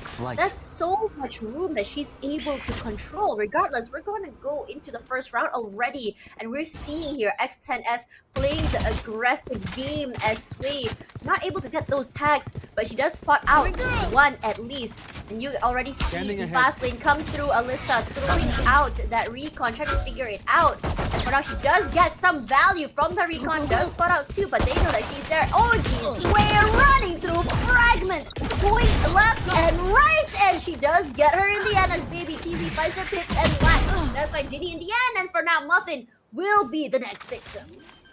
And it's going to be Polly and Baby TZ, both of the anchors of the site of A, to retake this. And at this point, it's going to be OGT's higher ground, because Chloe, she's just waiting for somebody to walk in, and that's going to be Baby TZ down. It's all just down to Polly for the retake. She does guess that Juan's behind that pillar. She doesn't really know where else the Viper is. She's gonna get a kill, a first one. Spots out Sway. There's a possibility for this, but she's currently suppressed, so she can't use any of her abilities. So she's gonna do the ghost. But apparently it's gonna be attack to win. OGT get their first round because of their post-plant positions. It was a great post plant and a great situation for them when it comes to taking the site as well. Look at how many corners they have covered, and Chloe playing this long angle, just being the anti-lurk, is just so good, because when you have a Cypher on the team, you are going to be expecting a lurk, and that's a great read from her. Regardless though, it was a closer round than I expected, so X10S probably has somewhat of an idea on how to play the defense. That is the flash as well. Come through, Sway, good for two! Regardless, just waited out that flash. Does not realize there's one on the side there. Alyssa does get one, but does go down to Jump Pips in the end. Now Jump Pips taking up so much space. Gonna clear out the backside here. That will be the Chow, and Black is very aware of the alert coming in from Baby TZ. Again, her plan has been foiled as Polly does get caught out in the mid side. It's great positioning for the team of OGT, giving Lax all of the creativity for the lurk. She can choose to push forward or just to stay and catch all of the rotations, and that's what they did. Even Sway had her spider sense tingling, and she assumed the push, and that's why she was good for two. And even the follow-through when it comes to taking the site was very beautifully done. The combo between the Neon and the Sova worked out well for OGT in terms of the push. But at least for X10S, they have the chance now to really convert this round, because at this point, they have all of the credits that they need to buy up. Everybody else is going to buy the Vandals because, as you mentioned, firepower, their aim is very good when it comes to this map. And that's why they prefer these one shot to the head plays, at least on the defense. But for OG, if they're able to outwit X10S yet again, even on attack, then probably this is something that's worthy of either a thrifty or a bonus round for OG. You did see those pings come through from the side of OG. They want that control onto halls.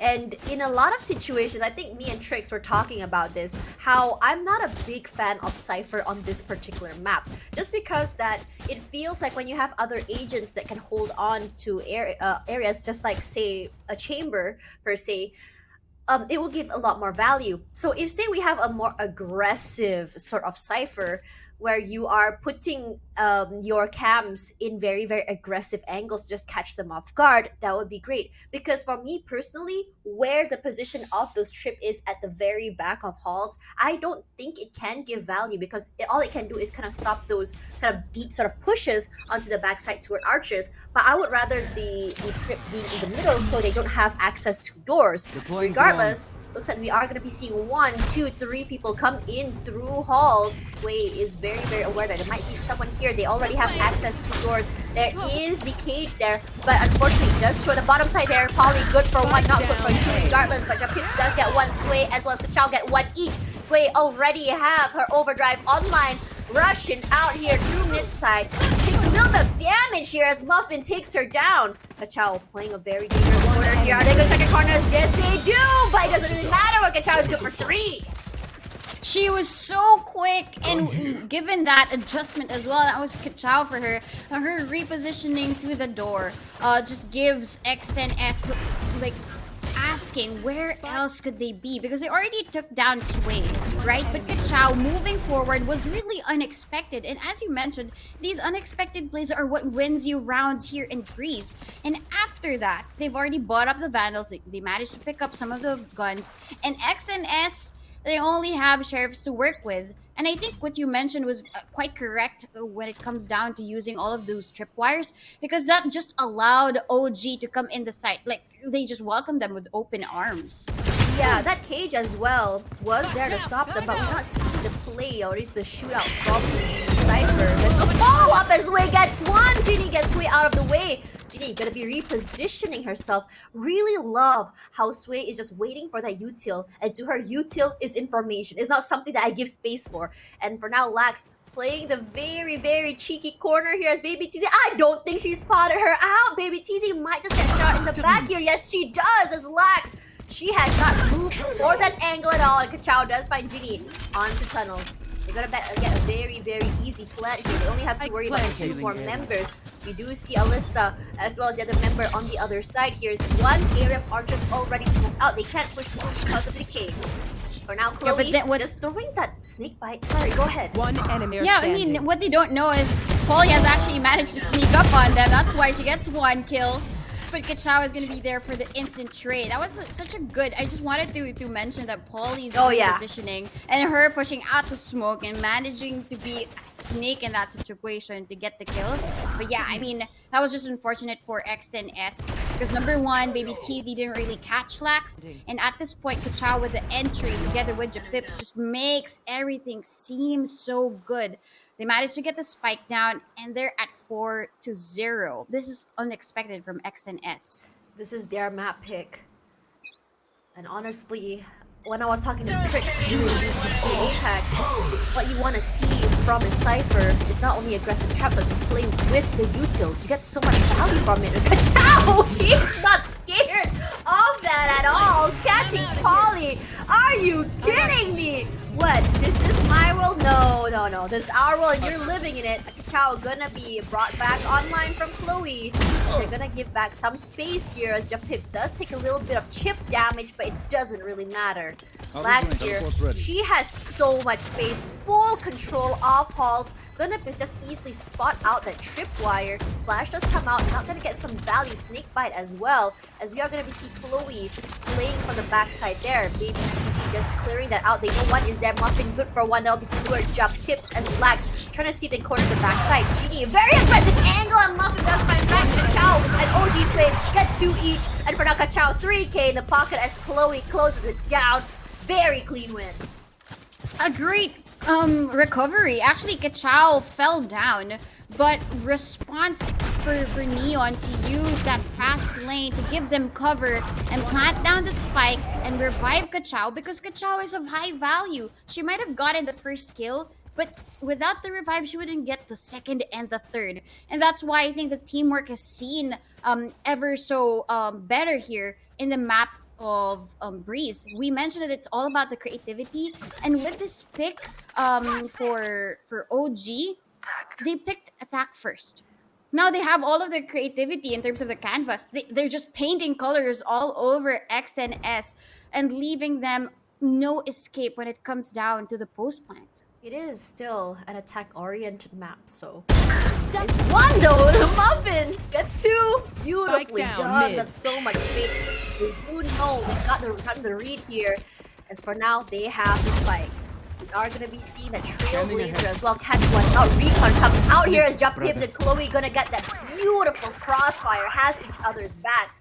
Regardless, we are gonna see that Cypher upload come through as well as Jump Pips gonna try and get that pick. But he does get half HP at least, or at least 1/3 HP onto Ginny.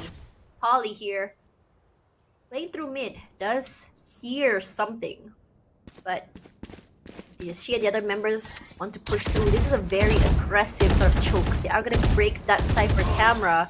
They did eventually get that spike as they're going to reposition. And here comes the jellyfish. Jesus, Polly gets 1, 2. Can we be one more? No, they're already out of people. But that was crunchy. That was a great thrifty round from X10S. You mentioned this is attack-sided, right? But maybe it's all about the aggression of Muffin to just push through together with Ginny to take control of the map. Great recover for OGT to get the 2 kills to equalize the situation, but Polly with the flank just made everything possible for X10S to get the thrifty. And the first round on the board for them, at least. I'm not really sure if this is gonna snowball, but OGT, they must learn from their mistakes, because if they don't answer to the aggression that X10S is capable of, then they're probably gonna lose a couple of rounds after that thrifty loss. I have to say, it took them maybe around 7 rounds to 6 rounds to kind of figure it out, the aggression play coming in from Orangutan, and I like how they were punished for it. So now we're seeing a more reserved play from Orangutan, and they're just kind of taking their time as Sway gonna be making their way from double doors. Fast lane comes through, spray and pray from Polly, snake bite as well. And look at that, they are respecting X10 enough to give that space, and while they figure out how they wanted to play this, but X10 this time around, they're not gonna overextend this time, as we see Muffin just holding angles. And from the side of Halls, no one is actually taking care of it. So if they want to go Halls, they're able to if they want to. The flash does come out. They do have some information here. Let's see who gets that first contact. Is going to be Ginny. Immediately through to the head, actually, when you think about it. Japips, all the information she needs just to give that space. 30 seconds Throws out that flash coming through, immediately moves forward. They don't care about that. Oh my god, Kachao! Ow! Kachao gets 2, gonna try it out with down, Ginny B. as Lax eats all of that damage. 36 HP left, but here also comes the Viper's Pit. That was such a great entry kill. Intuition that the 10 Cypher is seconds going to be left. playing that off angle through the that toxin screen, and now Lax has even managed to rendezvous away, secure more space away from X10S. But Ginny, given this, she's already got enemy the remaining. kill, but she's doing everything that she can to take this round away. But Lax from behind, I mentioned to you, she takes space with just the rendezvous, and she gets the 6th round for OGT. It was a nice crossfire, I have to say. Having each other's backs and having so many angles covered, that's exactly teamwork. The Kachao this time around though, oh my god! So very scary. Chloe did try to stay alive. Perhaps her aggression kind of like killed that though, but it was good for one. Gave enough space for the team to do something about that. And now X10S is in a very, very sketchy position here, and timeout is going to be called out here. So I do like that X10S was actually responsive enough this time around to have those changes in terms of how they play, the aggression coming through from Muffin. But I was a little bit disappointed that we didn't see that change after the blades came out, and I'm just really worried. Like, is that round a win? The win condition for X10 is Muffin on the blades, because that's not a very reasonable win condition for them. Yeah, I mean, for that last one, the win condition was tipping over slightly to Ginny because she got the 4K, right? She waited for the rest of the teammates before she planted the retake and started it. But as you mentioned, I think the conversion and even the credits for X10S isn't so good. They're leaving Alyssa on a pistol. And while the rest of the members, they're just gonna buy up. Probably this is the outcome want to of their play? overtime. Let's play. They wanna still Take flight. keep the advantage in their favor. And probably if it's not gonna be the Bladestorm, it's gonna be Muffin pushing out with a Vandal and aggress and catch OGT off guard. But OGT, they're not backing down. They sense this is aggressive. danger. And that's why Sway is just gonna stay here in cover ground through elbow, and the rest of the members just really looking at the scenery, finding other opportunities within the map. Muffin playing this angle, just waiting. And I think when it comes to default, I'm really liking how OG plays default. Not only do they pass the information quickly, they're quick to react to it. As you are going to be seeing that immediate explosive sort of play come through from the VCT. Just has to spray and wait. For now, that area is going to be cleared thanks to the fragment. Lax does get one, so Alyssa Pips also finds Baby TZ in the end. That's all the information they need before they clear the back of side. And that was really quick in terms of how they react to all that information. Yep, and Chloe from behind just catches Muffin. Muffin was out for the hunt to get the kills, but at this point, they have all the angles covered. OGT, they're watching each and every one ever so closely. Last player A standing. miss from Lax, but that doesn't mean they're gonna miss out on the second. Oh, gee, they get the 7th round on the board against X10S's map pick. Oh my god, I am loving. This is what I was talking about in terms of not only team play but individually playing. So individual play, I feel, is very important for bigger maps because you don't necessarily, or you can't necessarily play with your teammates when you have to cover so much space. And we saw just now, as soon as they got the information that no one was on A main, we saw Chloe push out, we saw Lax push out, we saw them immediately take mid, and that's how important it is to react to the information. And the information they got is reacted to very fast. And look at this, immediately we see them push through from the side of B, as well as the rotation coming in from X10S. But the thing is, they have full control of halls. No one is stopping them. It doesn't really matter, as Chloe does find Baby TZ and Pips does find Polly as well. Lax watching the backside here, wants to catch people mid-rotation. It's gonna be Ginny falling down here very clean. Only one person to deal with, and it's gonna be Muffin. All she has in hand is a Sheriff. Is she good for one? Yes, she is. Can she make it two? Just moving forward here. Skachao is so low. Unfortunately, with that, we are going to see the Conquest come through as well, as Sway finally shuts it down. That was such a great round for OG. Even though, of course, X and S had Sheriffs in hand, they still managed to string in those kills when it comes to the entry.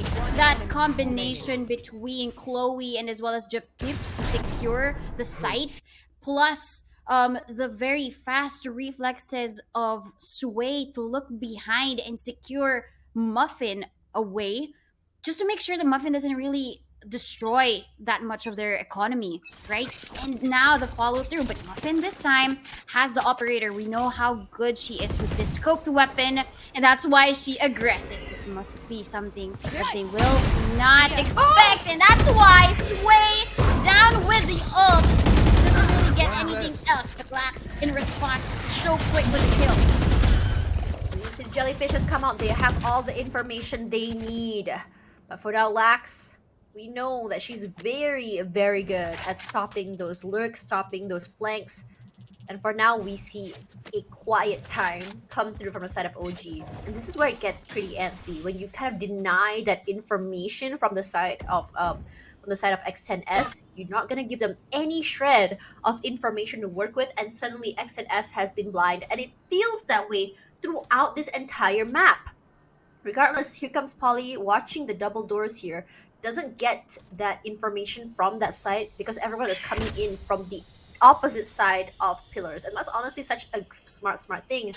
Chloe not only has secured mid, but she also gets one for left. Lax. Actually, Lax gets one for now, they're just quickly getting onto B side here. It's all open, free real estate for them as Lax playing the anti-lurk, catching them off guard here, and Genie right on top, not able to Spike see planted. her at all. And if she jumps up, she may just be sprayed out, but no, she throws out that util, gets punished for it. That's a 3K for Lax.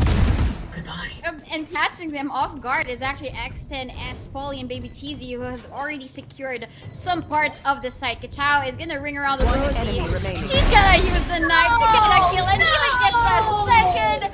That is nasty from Kachao, and she even get 9. Yeah, she got 2. Oh my god! Not with the knife though. Not with the knife for the second one. I cannot believe she did that. But honestly, just now, Ginny had the upper hand because she just didn't check under her. That was a very, very big mistake. She got 1 and then she did it again. What? Oh no, it wasn't a knife. It was a shot. But still, I can't believe she got away with that. Yeah, I mean, Polly was quick to look back, but Kachao doing Kachao things just was quicker than anybody else for X10S. And that's going to be quite heartbreaking.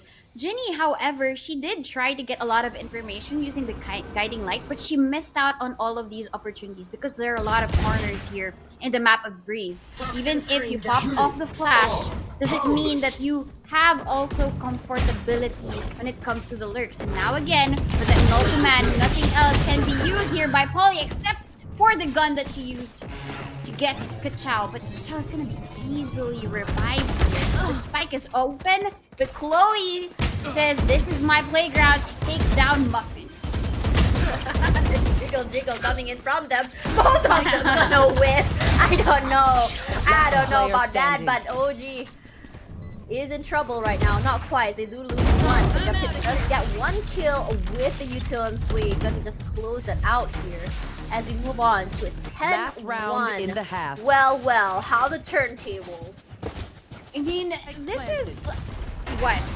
Similar to the map of Blind when it comes to the aggression of OGT. I mean, earlier on it was X10S's defense aggression that was shut down. That shut down OG. But this time, OG seems to really know how X10 plays this map. They know where Polly would be hiding in these corners. They know where Baby TZ's cameras will be set. That's why they always manage to get all these kills when it comes to the entry. But now, Sway, very confident in terms of that peak. But she's going to be taken down by Muffin. Sway, some trade gets Ginny. Straight after trade, Muffin gets kill with the operator. She gets tagged by the Hunter's Fury. But she still catches away to save. However, uses the ultimate and Elissa to secure the round with a Hunter's Fury of her own, making sure that the 11-1 isn't gonna happen. They secure 2 for the first half. Looking really, really good for them for this final round as they finally figure it out. Regardless, it was still a little bit too close for comfort if we saw that happen earlier, but it is gonna be our half now as we go on to that. Now I'm curious to know how exactly what exactly OG has in mind when it comes to defense. I mean, we've seen how they do Ascent defense, and we know that's OG's map. They know, or they just really, really control it. But what about this team? So now if we see X10 just now on the attack, we may be seeing a whole different thing. As we said before, this map favors attackers. So what can they do against this aggression? When it comes to knowing how exactly to defend spaces, it feels like X10 was a little bit lost. But on attack though, it might just be a different story.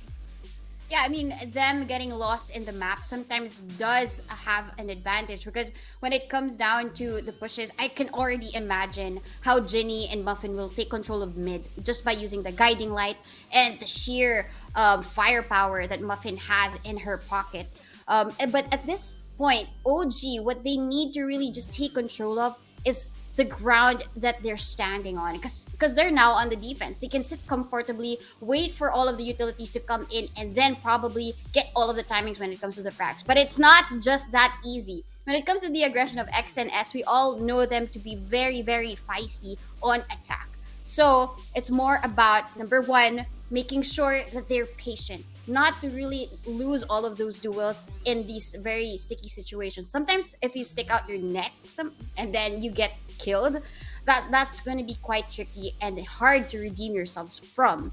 Then second is more about knowing how X10S is positioned around the map. Oh yeah. Because at this point, you know how they can be when it comes to these lurks. Sometimes you would just see Ginny at the part of spawn, on CT spawn, already getting the kills and cutting off the rotations for the defending team.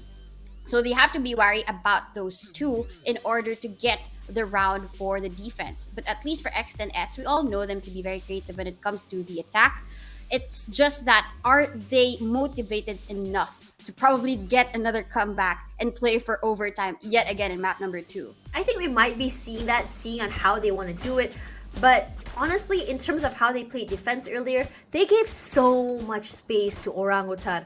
Given the fact that Halls was completely just open just like that, we didn't really see Baby TZ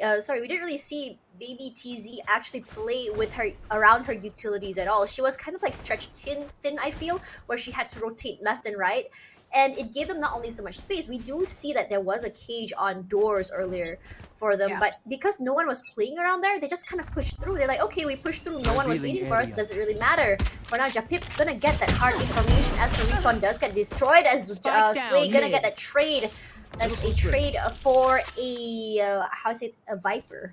And I wouldn't really think that's the best sort of situation for them, because that wall can be very, very valuable to stop people from coming on site. Regardless, we do have Kachao anchoring here, and we do know she can play the surprise game if she wants to. Ginny already on the site, gonna give space away from that area there because of that, and Ginny immediately catches her off guard. Those are some very, very nice lineups, but Muffin is gonna be catching her off guard. No, not quite, as Japips is aware there's gonna be a push up to her.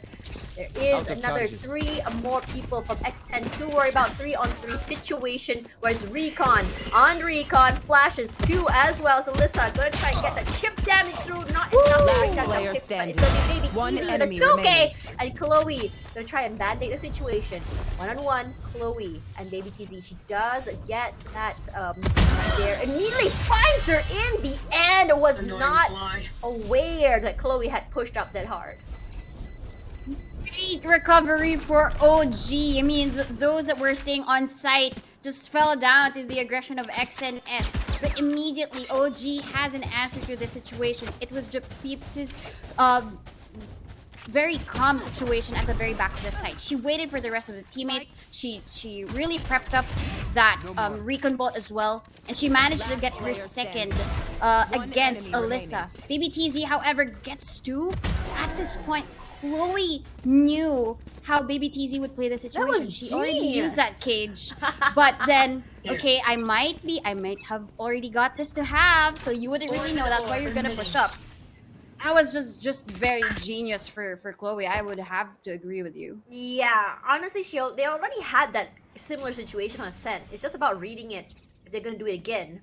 Sway, though, I think she had an idea we might have a lurking Cypher there.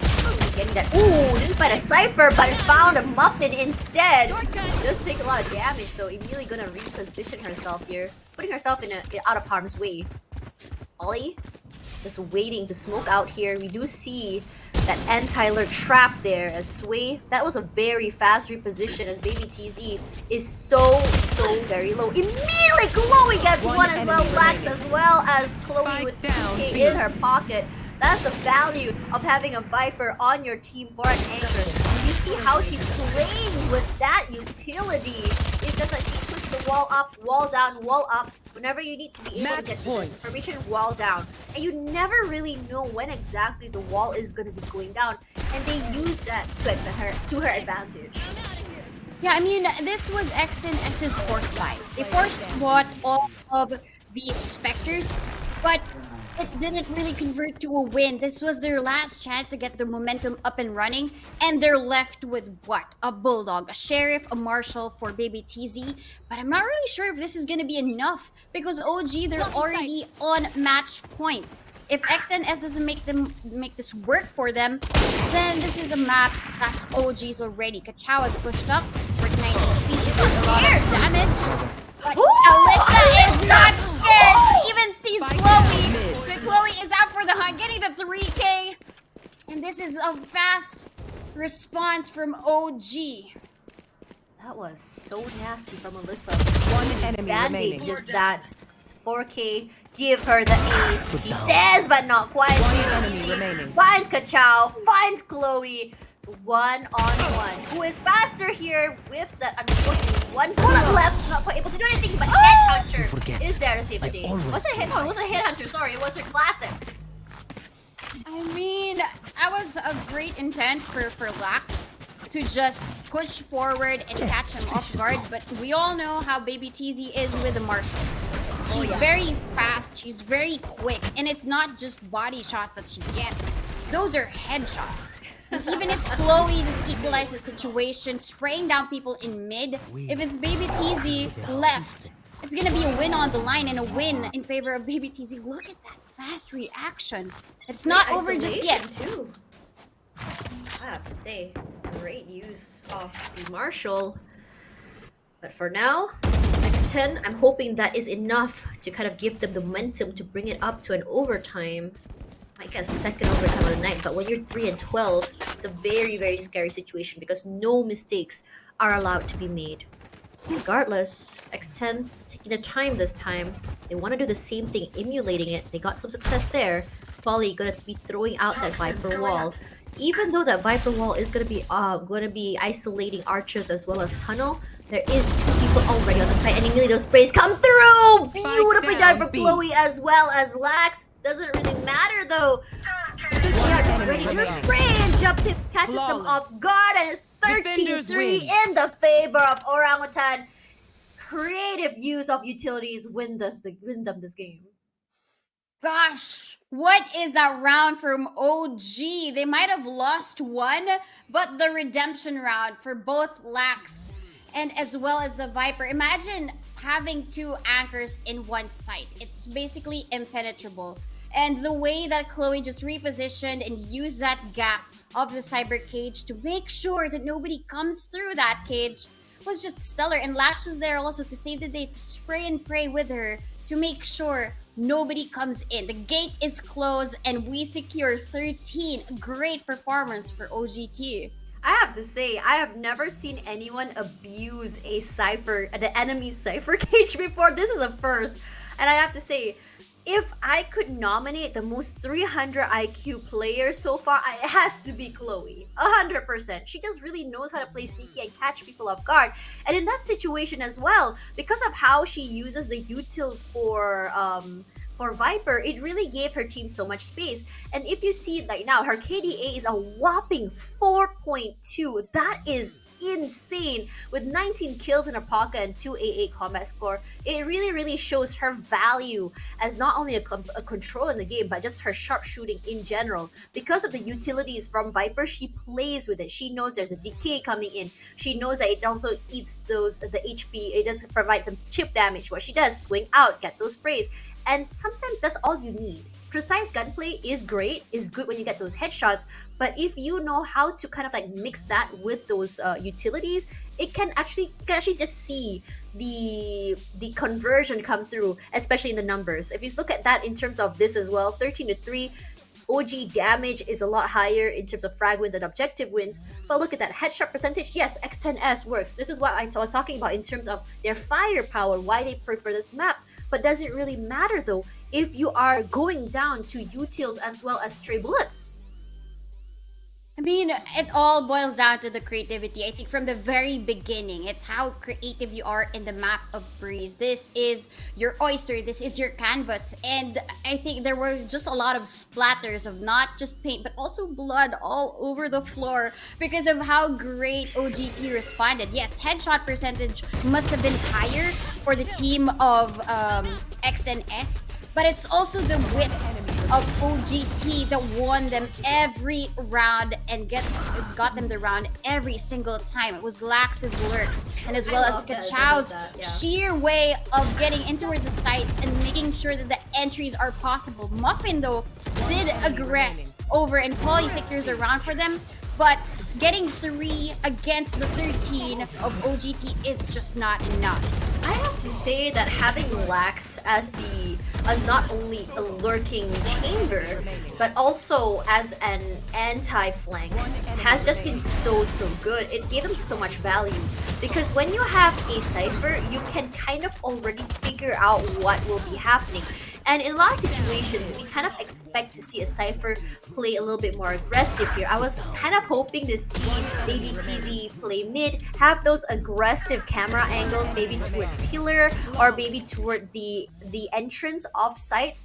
And in those situations, if say you don't get the information you need from that entrance, you're like, okay, there is no one here on main. We can actually push out for the pinch, which is what we kind of expect to see from them. Unfortunately, we do see the anti-flanks as well coming in from them in the form of lags, and that is why it's not possible for them to really work with that. Regardless though, 0-2 right now as we move on to our next map later, and it's going to be really interesting. Will we go 3-0 or will we be going to map 4? Don't go anywhere because more VCT game changers will be back with me and Dota.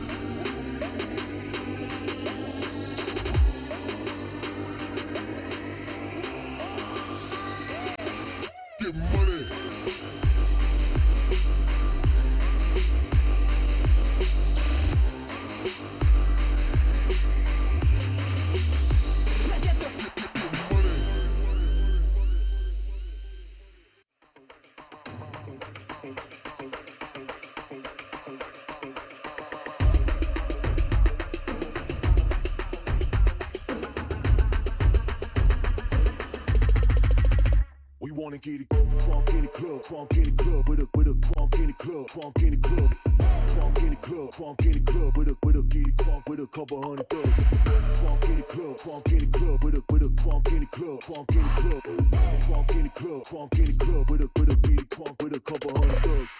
Everybody round, everybody round, everybody round, everybody round here. Everybody round, everybody round here. Know we getting hype. Everybody round, everybody round, everybody round, everybody round, everybody round here. Know we getting hype.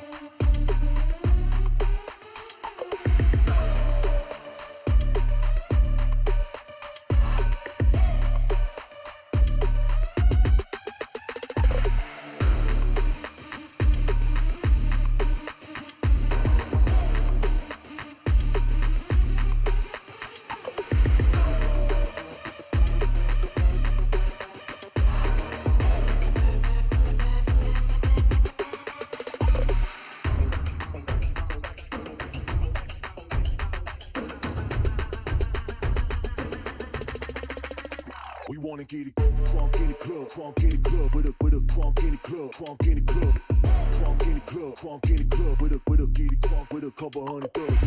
Crunk in the club, crunk in the club, with a crunk in the club, crunk in the club, crunk in the club, crunk in the club, with a get it crunk with a couple hundred thugs.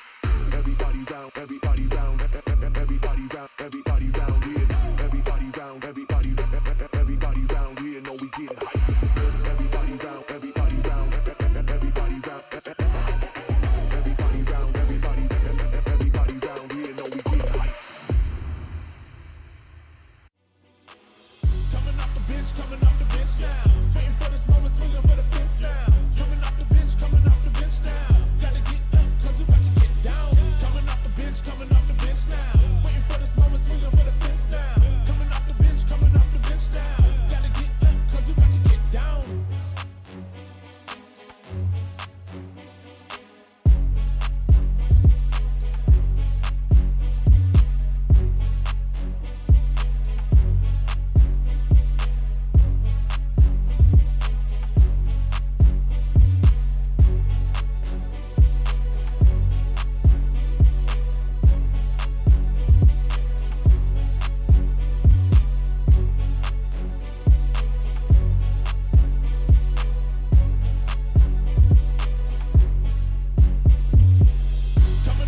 Coming off the bench now. Waiting for this moment, swinging for the fence now. Coming off the bench now. Gotta get up, cause we about to get down. Coming off the bench now. Waiting for this moment, swinging for the fence now. Coming off the bench now. Gotta get up, cause we about to get down.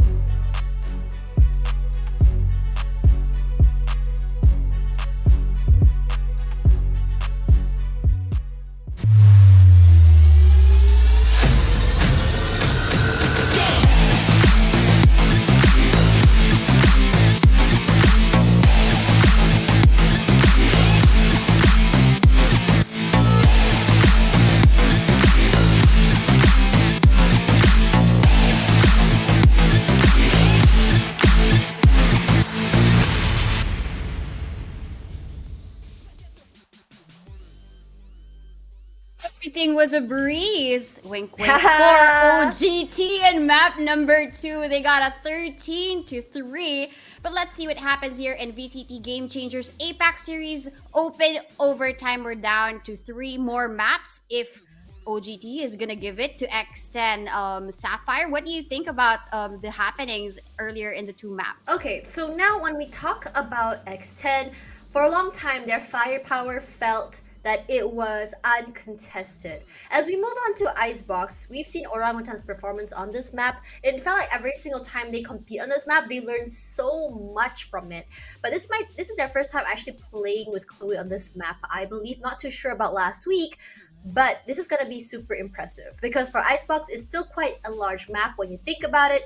A as well as B can be quite separated pretty far, and coming on from B side, from me personally, coming in from main itself can be a problem. It's a very small chokehold, it's a very long area as well. So the best kind of places for you to go through to kind of like back up your teammates can be either through kitchen or coming under tube, just to kind of catch those people off guard, watching in from underneath of containers or clear out a snowman. As for A, we all know as well that for A, it's a map where you come in through mid, go through there, okay, you can just kind of like go and aggress the A main side, because there is a lot of space to play around in that area. Regardless though, it is still a map that rewards aggressive plays, and we've seen aggression coming in from Orangutan, and for some reason we're not seeing the usual aggressive plays coming in from X10. And I really hope that they do find their confidence again soon, because what they were known for is those aggressive plays. Every round is an attack round, and I really want to see them come back if possible, just to really show that they really want to not only defend the title, but also to make sure that they can come back at least from a game 5. Yeah, I mean, I see the resistance for X10 Sapphire. You mentioned that this wasn't really their prime, basically, when they were known for so much of these aggressive plays. Them, even as Baby TZ as a sentinel, would just really push up and make sure that they cover the kills through a flank. It wasn't just really seen in Breeze. Yes, we saw Polly take cover when it comes to really securing the flanks, but it wasn't just enough. OGT, they have the right reasons to get the 13-3 because of how smart they play each of the map, especially when it comes to Breeze, which was initially X10's map pick. Yeah. And this time that Icebox was selected by OG, is there going to be still a resistance? Or will X10 Sapphire go all out as we expect them always to do? Yeah, so when we talk about Orangutan in terms of how they play now, it's been phenomenal following them from the beginning of the year all the way now. We're almost in July, so that's 7 months that I've been following them, and every single round that we see them play over on Game Changers, they learn a lot and they really apply it, which really shows how much they want it and how much they can just like, you can see that they just slow climb to the top and how they want it as well. So now when you talk about them in terms of how they play, their ability usage is what I want to really highlight here, because it really not only cripples whatever aggressive plays that wants to be played by X10, but also that information deny is also what I want to talk about. Because for X10, they thrive on information. They react to information. And in Breeze just now, it felt like they were blind. You don't know where they are. You might have some information they're here, and it immediately is a reposition, and it's a really fast and really long repositions that you can't really pinpoint where exactly they're gonna go. So if X10 is able to collect information, just kind of not only gather those information or play around it, they might be able to just stop Orangutan in their tracks. But then again, this is Orangutan's map, so they may have something up their sleeves. Yeah, it's quite a similar composition in terms of their selection. It's just that, at least for the team of OG, they're going to select a Jet. But for the side of X10S, this is quite tricky because they're doing a triple Sentinel pick. They have the Sage, they have the Chamber, and as well as a Killjoy for Baby TZ. I'm not really sure if this is gonna work out, but if they play the Chamber like a duelist, it could be possible. But this might create more of that resistance that we were talking about, because at least for them before, we would really just be we would really have our jaws drop because of how aggressive Ginny can be with a Reyna or with a Jet. Or even when it comes to Muffin being that Reyna or a Jet in this map of Icebox. But we're not seeing it now. So this must be a chance for OGT to show them aggression is what you're known for, but probably let's reinstate that. Let's take the crown away from you guys. I did mention that this map favors aggression, and what they are going for is a triple Sentinel. In terms of taking up, wow, Kachao. I know what you're doing. But what they're going for here is not gonna allow them that space that they want, especially when you do not have that Jet. Regardless, Kachao is already waiting here. The wall is already out, and they're just gonna be planting inside of the smokes. We are gonna be seeing them just break break that wall. And this is why having a stage is so valuable in this map, because on gun rounds, it really takes a lot of time just to dismantle this. For now, we are going to be seeing that post-plant positioning and no flanks coming through. There is a defuse as well, and that wall is sort of becoming their kryptonite here as Baby TZ gets walled out in return. Ka-chow! Ka-chow! Wow. She was so excited to use that shorty, but Japibs is the one with the 4K in the pocket. I loved how both of these teams used the wall. It was great for Alyssa to just wall them up to secure the spike plant, but even better for Chloe to use the wall just to make sure that they defuse the spike in no time. And that allowed Japips to wrap around Yellow, make sure she gets all of the kills for her own. That's why she got a 4K for that round. And Ka-chow with a silly little kill with a shorty to make sure that they get the pistol round. This is so really OG's. This isn't really OG's way of playing before. They were more they were simpler. They were very reserved Yes. before, it felt. Yes. But now they Look at this! Ooh. Ka-chow does take a lot of damage, but doesn't matter when you have a Sage on your team. Walls are up, as you are seeing a very similar setup from before. But the rotations from Orangutan just really shows that they're very, very confident when it comes to retakes. And I don't blame them. They have the Spectres. They're gonna dismantle the walls with no problem. They just spend as much time as possible. Alyssa does get tagged. And we are gonna be seeing that post-plant lineups coming in with Snakebite. That wall is gonna protect them. And that's what's so great about having a Sage on your team for this map. Not only for heal to survive, but to jump in from the side here. Sprays gets one, Ka-chow, two in the pocket. Very clean. It doesn't really matter if you have post-plant lineups if your whole team is not able to protect you.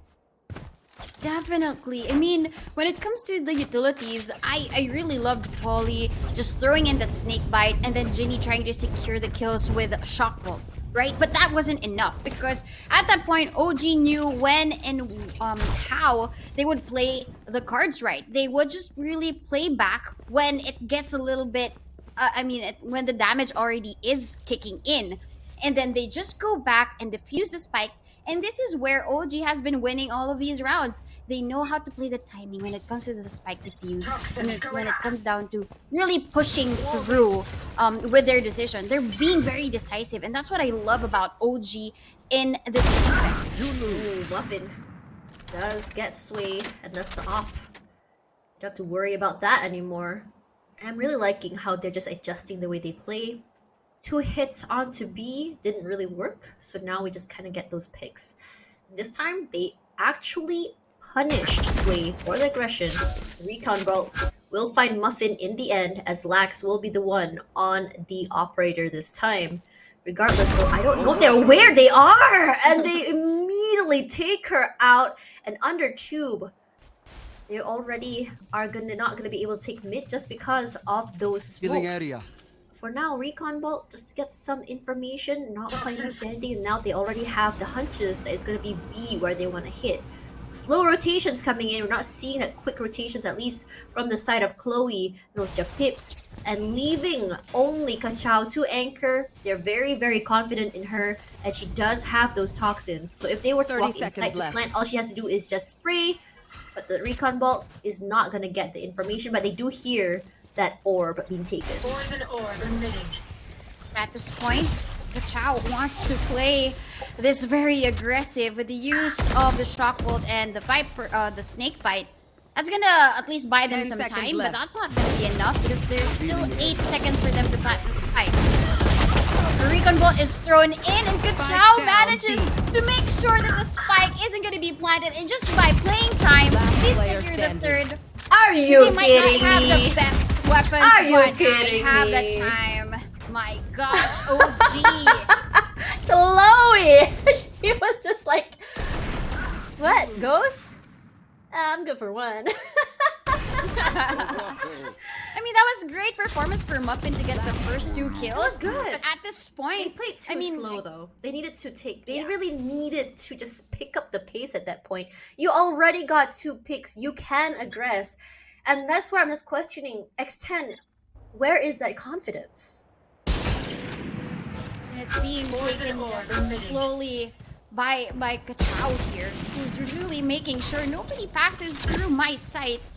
She even mixes up her setup here in terms of the defense, uses the poison cloud up top to make sure there's a one-way smoke. But at this point, the push is coming in. What X10S failed to do was aggress forward. After the spike plant, they just really moved back, but that wasn't enough. Now Muffin pulls back using the rendezvous, but it's a 5v5. No kills at the moment. I was about to say, was there a flank coming through from the side of OG? It looks like they're just going to be playing from this side. Again, Chloe with the wall, and the shock dart as well with that. Oof! That's a very, very aggressive combo as Japips plays this very aggressive corner through the smoke. Japips with 2. Can it be a 3 for now? Yes, it does. Japips on the roll right now, make it 4, making the ace. No, not quite as Lag secures it. She actually lined up for her. I would say that maybe you shouldn't have, but they still win the round regardless. They got an up and they're going to be very happy with that. And there we go, 4-0 for them. Yeah, we haven't seen an ace. It's always going to be 4 kills. But still, that was great showing for Japips for that round. It's usually her path when it comes to the retakes. She makes sure that nobody is hiding behind yellow, and once that's clear, she pushes forwards and wraps around them. That's why she was able to take the 4th. Unfortunate for her, it was Lax to take the 5th because it was an easy shot to the head for X10S. But looking at this again, a 4-0 isn't usually what we see between the two teams, right? And now XNS has a timeout in store. They're just really discussing how do we break the barrier, which is Kachao in B. Actually, they haven't really tried A just yet. I'm just wondering why.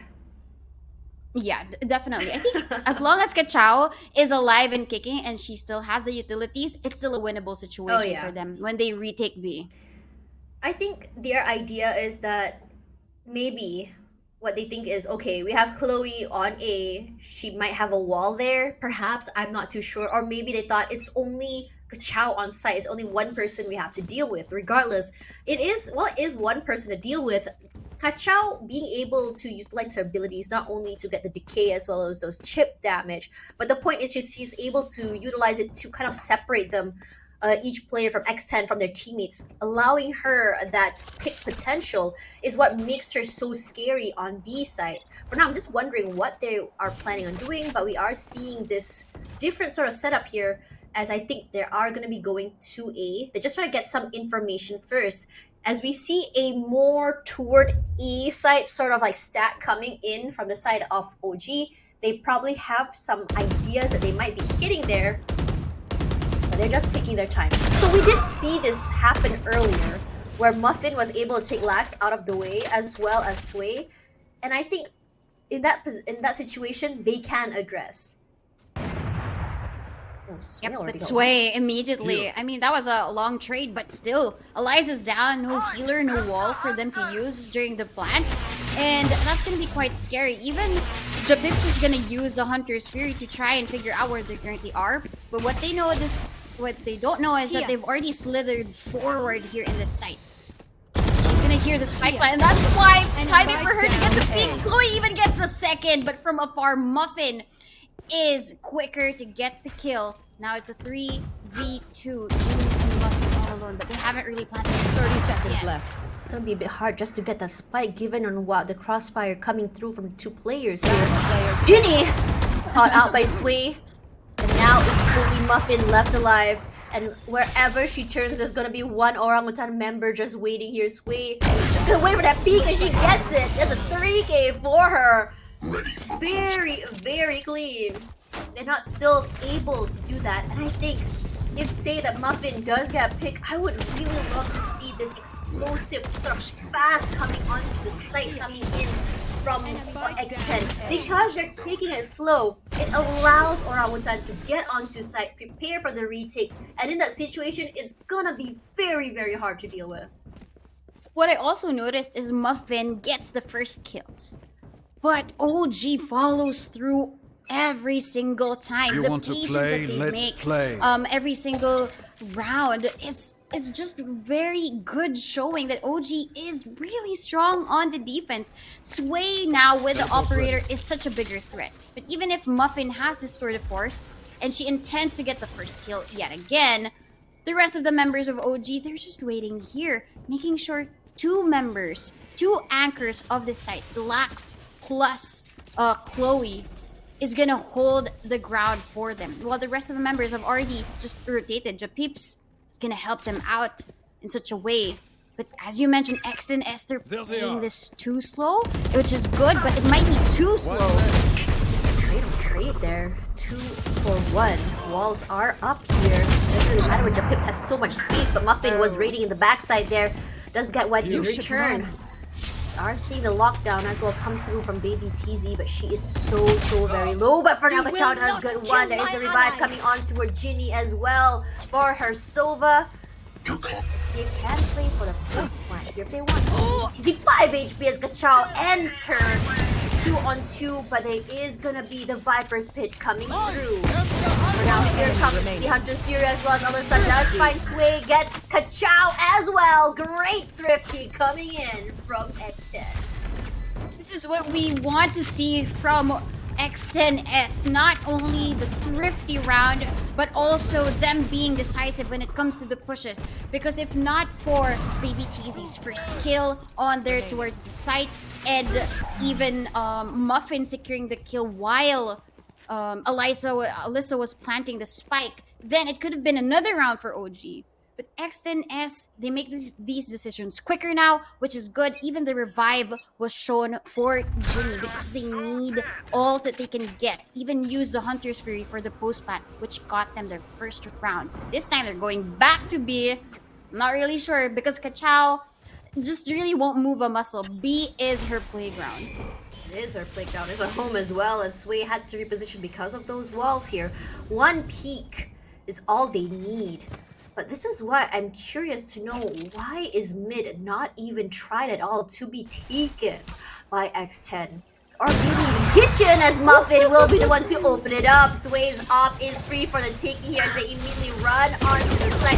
Kachao walled out of her own utilities. Has to wait for her teammates to go for the retakes. There are a lot of situations her retakes have been very good as they all push up. Finds Chloe back there. They're not going to be playing that wall for the post plant though. Regardless, unfortunately, Muffin doesn't get that value, but she has to move away, had to reposition. Ginny playing Snowman here, and Alyssa is just waiting. Lex, good for one, does find Ginny there, but for now, Alyssa is good for one. Kachao does get one return. Muffin trades out with Kachao. 1-on-3, it's all up to Lax. And all that Lax has is just she has an upgrade. She has changed up her gun here, but she can't really see.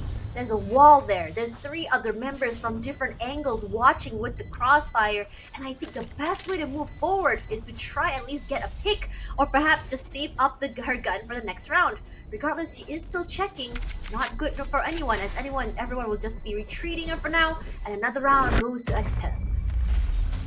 This is great. At least they got 2 rounds in a row on X10S. They learned from their lessons. If we're not going to be able to plant the spike there in that corner where we usually do, we're just going to push forward and plant there in the pillar. And that's why if they aggress forward, there's more likelihood for them to win the round. Because they don't really just secure the kills, but they secure the space, which was always OG's territory. Because what X10S has during their post-plant in B is just green, is just yellow. And if Japeeps just really rams them down there, there's no other choice for X10S but to give up.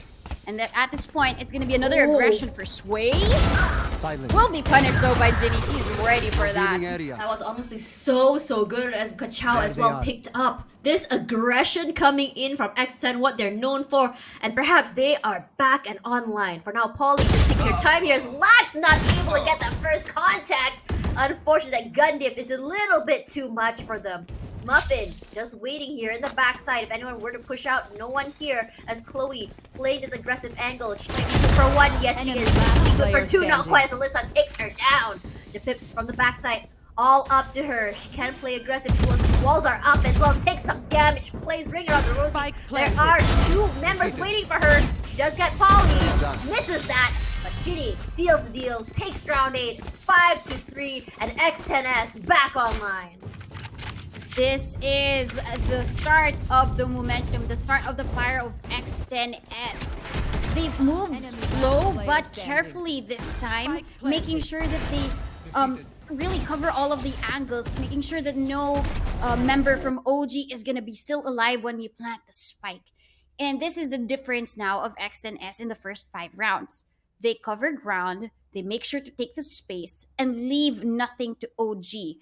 Now a timeout is in call for OG. They have to switch up the pace. They already know that Kachao is always going to be guarding B. You mentioned earlier, B is going to be the home of Kachao. And Chloe holding down A. If there's no aggression seen, aggression that is not punished, by the way, from Sway, then it's going to be round after round for X10S. Because they already know the usual things that OG will do during the defense. And they punish and they shut down any type of movement from OG.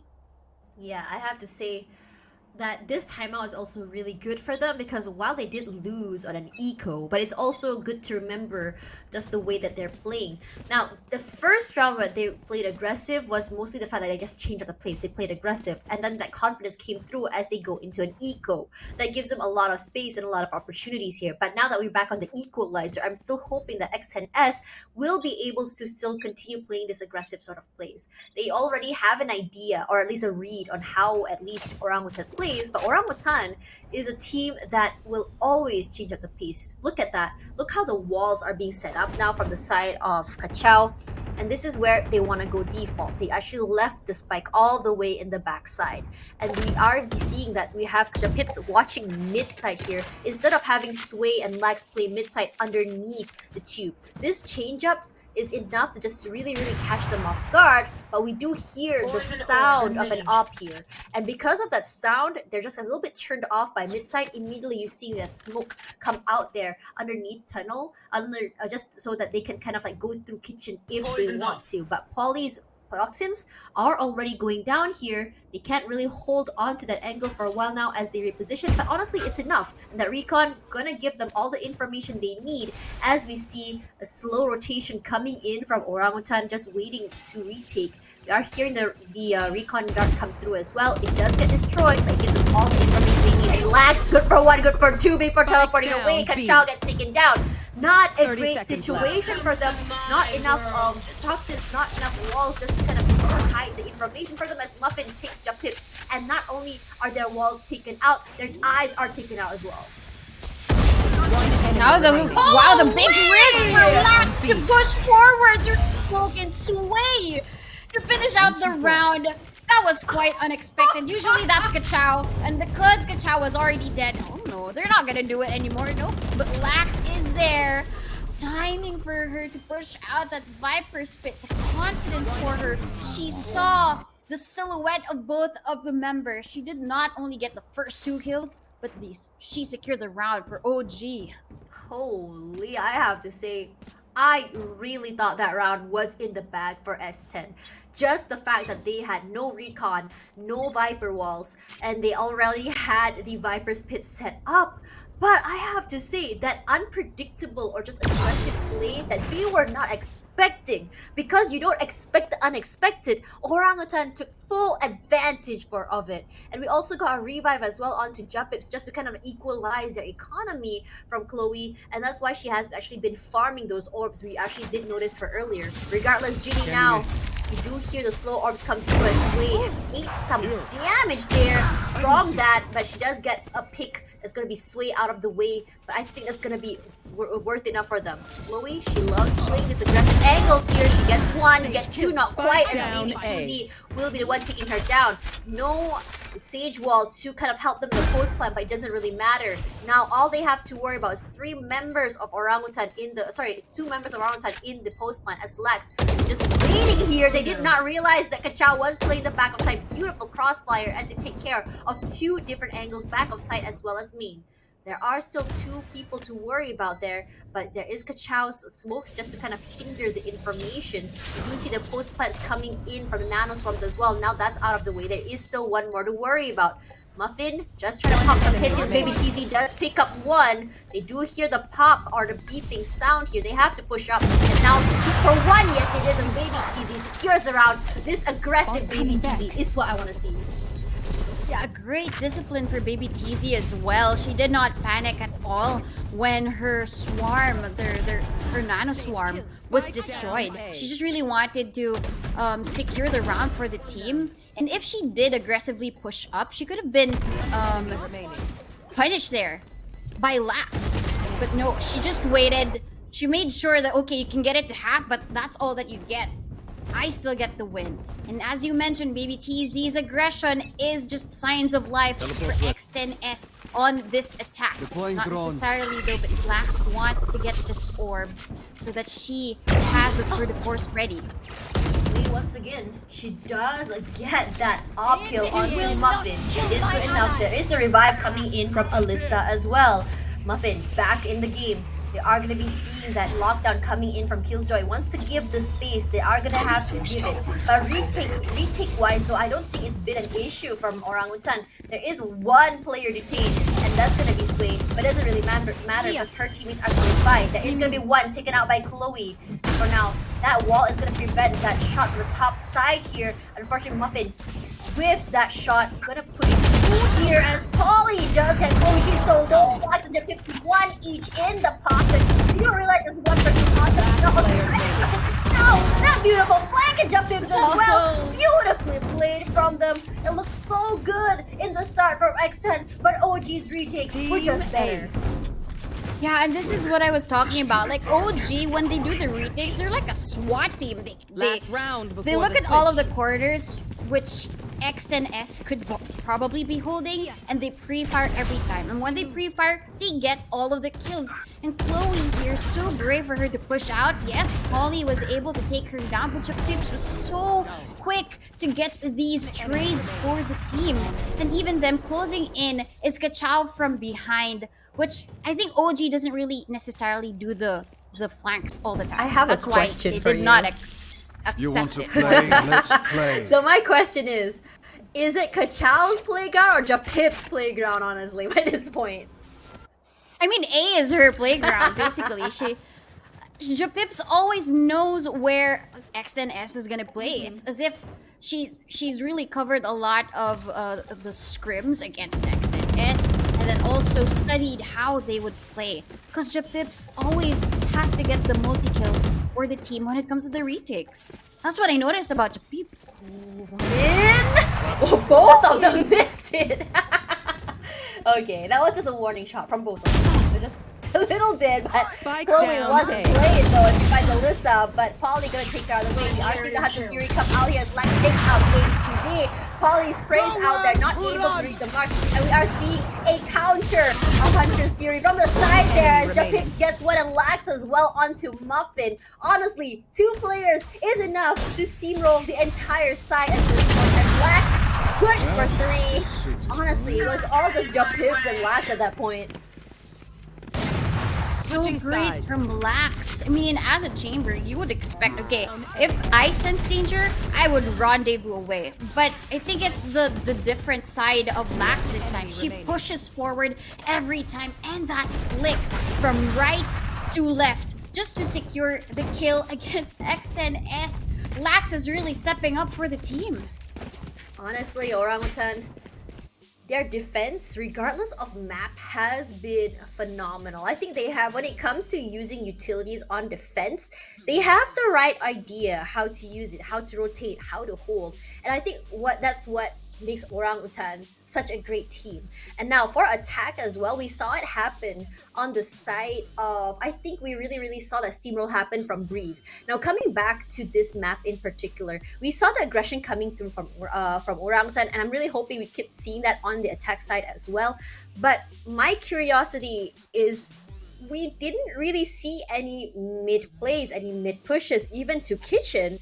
And I think that would be the best way forward for X10 Crit in general, just because of the fact that if they have so much space to play with, they're good for those picks that they're very, very known for. But I think in this situation, because they're not too sure where exactly each utility is gonna be, they were just kind of banking or just trying to get the side and play for post plant. But even for post plant side, they weren't very keen on taking space until up to the second half of them on the attack. Regardless, though, I think they might have an idea. They might have this. We might be seeing aggression coming in from defense side.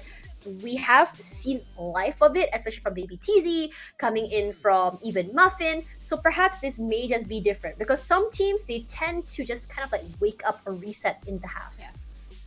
Yeah, definitely. And the wake up and the reset on the defense is going to be prime because they have 3 sentinels. They have the chamber, they have the killjoy, and they have the sage. So everything else is going to be walled off for them. I think one of the reasons why they weren't really primed for the attack is because of the lack of the duelist. Yes, they had Muffin on the operator and on They the can take force space for with some of the rounds, but it's chamber. not enough. Yeah. I would have to agree. The sage walls give them cover, but it's not space. It's just cover. So I think that's really the mix-up for both of the teams. But now that we're seeing Sway on the Jet, will she take hold of the sights of the 3 sentinels, though? That is really the question. Yeah, when it comes to taking space, that's why it's important to have at least one duelist, because, or at least maybe if you really, really want to take space, maybe perhaps a duelist Omen. I don't know. I'm just throwing it out there because you can secure those areas in the site if you want to. But when you look at their triple sentinel, it only is good so long as you have those utils. So in the form of Alyssa, if her walls are down, if her slows are out, that will be an easy site for her for them to take if she already expanded that.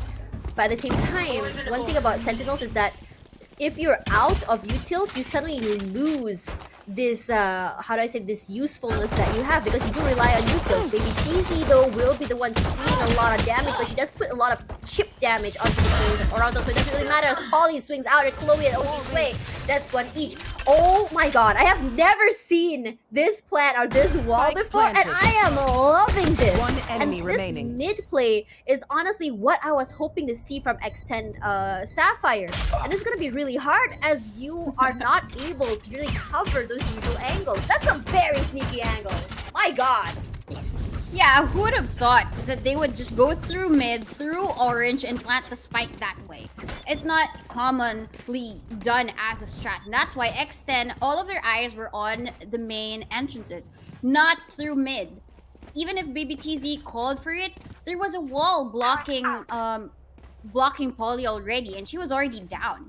And for once the retakes have already come in, Ginny, she was left with nothing. She has no teammates. She does have some piece of utility, but that's not gonna be enough. Now, OG, when it comes to the attack, though, are they gonna expect this? Sway takes down one, but Lax is also down. With the headhunter too, that's quite a lot of value with that. But for now, we are seeing Sway. She is just pressing a W and she gets 2 already. Make that 3, but gonna be stopped by Baby TZ. For now, Polly to the side there. Good for 1, good for 2. Not quite as Japips gets 2 in the pocket. So great. Japips always really stepping up and saving the day for the team. Because with that Spectre being picked up by X10S, that was quite tricky. That's kind of scary because of the higher clutch potential for that to happen for that round. And Yeah, but Sway, 3, as she dashes in. Walk straight. She doesn't really care for the world. As long as I do my job, as long as I entry, I get 3. Okay, it's up to you guys. Japips, take it away. Yeah, I got 3, guys. I'm done. I did my job. My Spectre is done. And that's the confidence coming through. And that's what I really wanted to see as well from X10, that confidence. And for now, another timeout from them this time as they try to figure out what is going on. But just now, I mean, for that round, for them to lose, it is projected, you have to say. But I was kind of hoping that they would get more picks just so that they can't bring their guns into round 3, and that's exactly what happened here from Orangutan. Regardless, this is their buy round. This is where they say, how can we make sure that we can move on to the next round with our guns intact, as long as we can get not have everyone just kind of steamrolled out. We saw that happen on Breeze where they lost to OG as well. They weren't able to go into round 4 with their guns, and they really, really suffered just because they weren't able to kind of equalize that situation, give themselves that fair rounds that they should have. Regardless, though, 10-4, not really a super large mountain to climb, but they're running out of chances. Yeah, I mean, and the chances are really in favor of OG. Every time there's a round, when it comes to playing it safe, they can do it. But when it comes to aggression, they can also do it. So it's now how colorful OG is now in terms of the attack. Because even though there are a lot of utility in their way, they're still not backing down. They want to make sure that they cover the ground. And when it comes to defense, X10S though, it's just one. And Polly has a very cheeky it's a very part of the scary site here. angle, actually, when you think about it, if they are going to be checking. So it's a high risk, high reward. But if she is at least good for 2 or good for 1, they'll be good. And I don't think that Sway actually saw her gun barrel just yet. Rika comes out, she sprays, but Sway was just a little bit faster at that first contact because she didn't have to move. She was already pre-aiming there.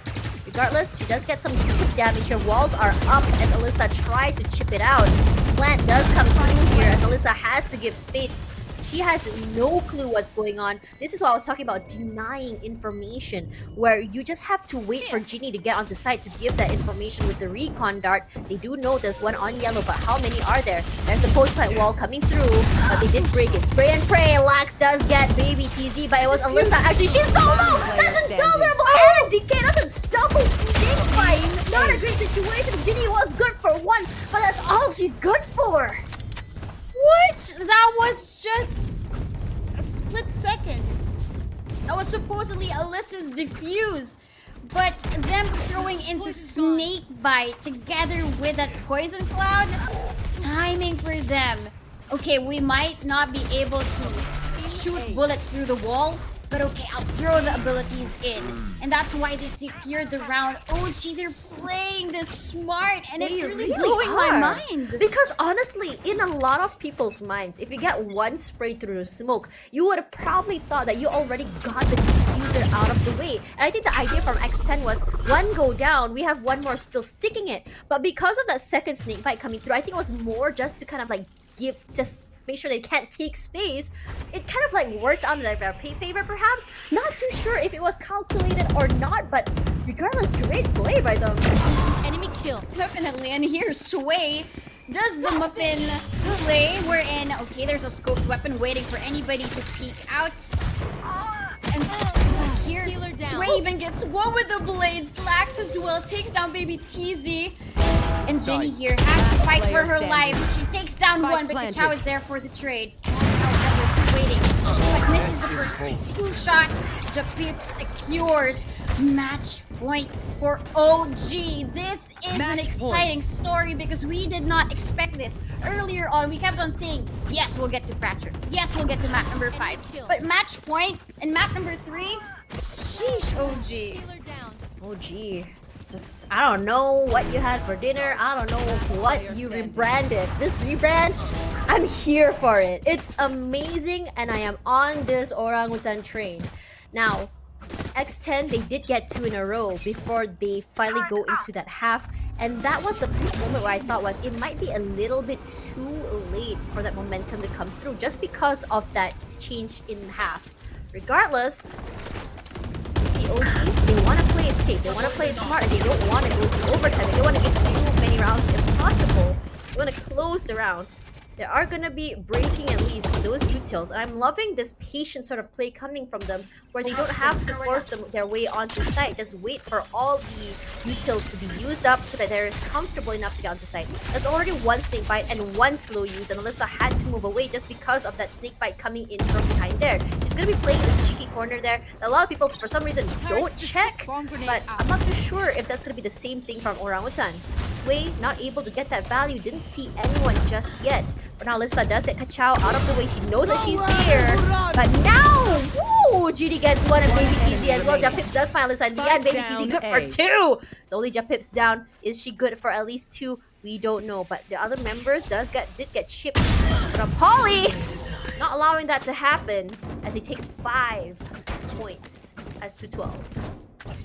Yeah, I mean, earlier on you said it's a tough mountain to climb, but it was 8 points in terms of the lead for OG. This time they took one away.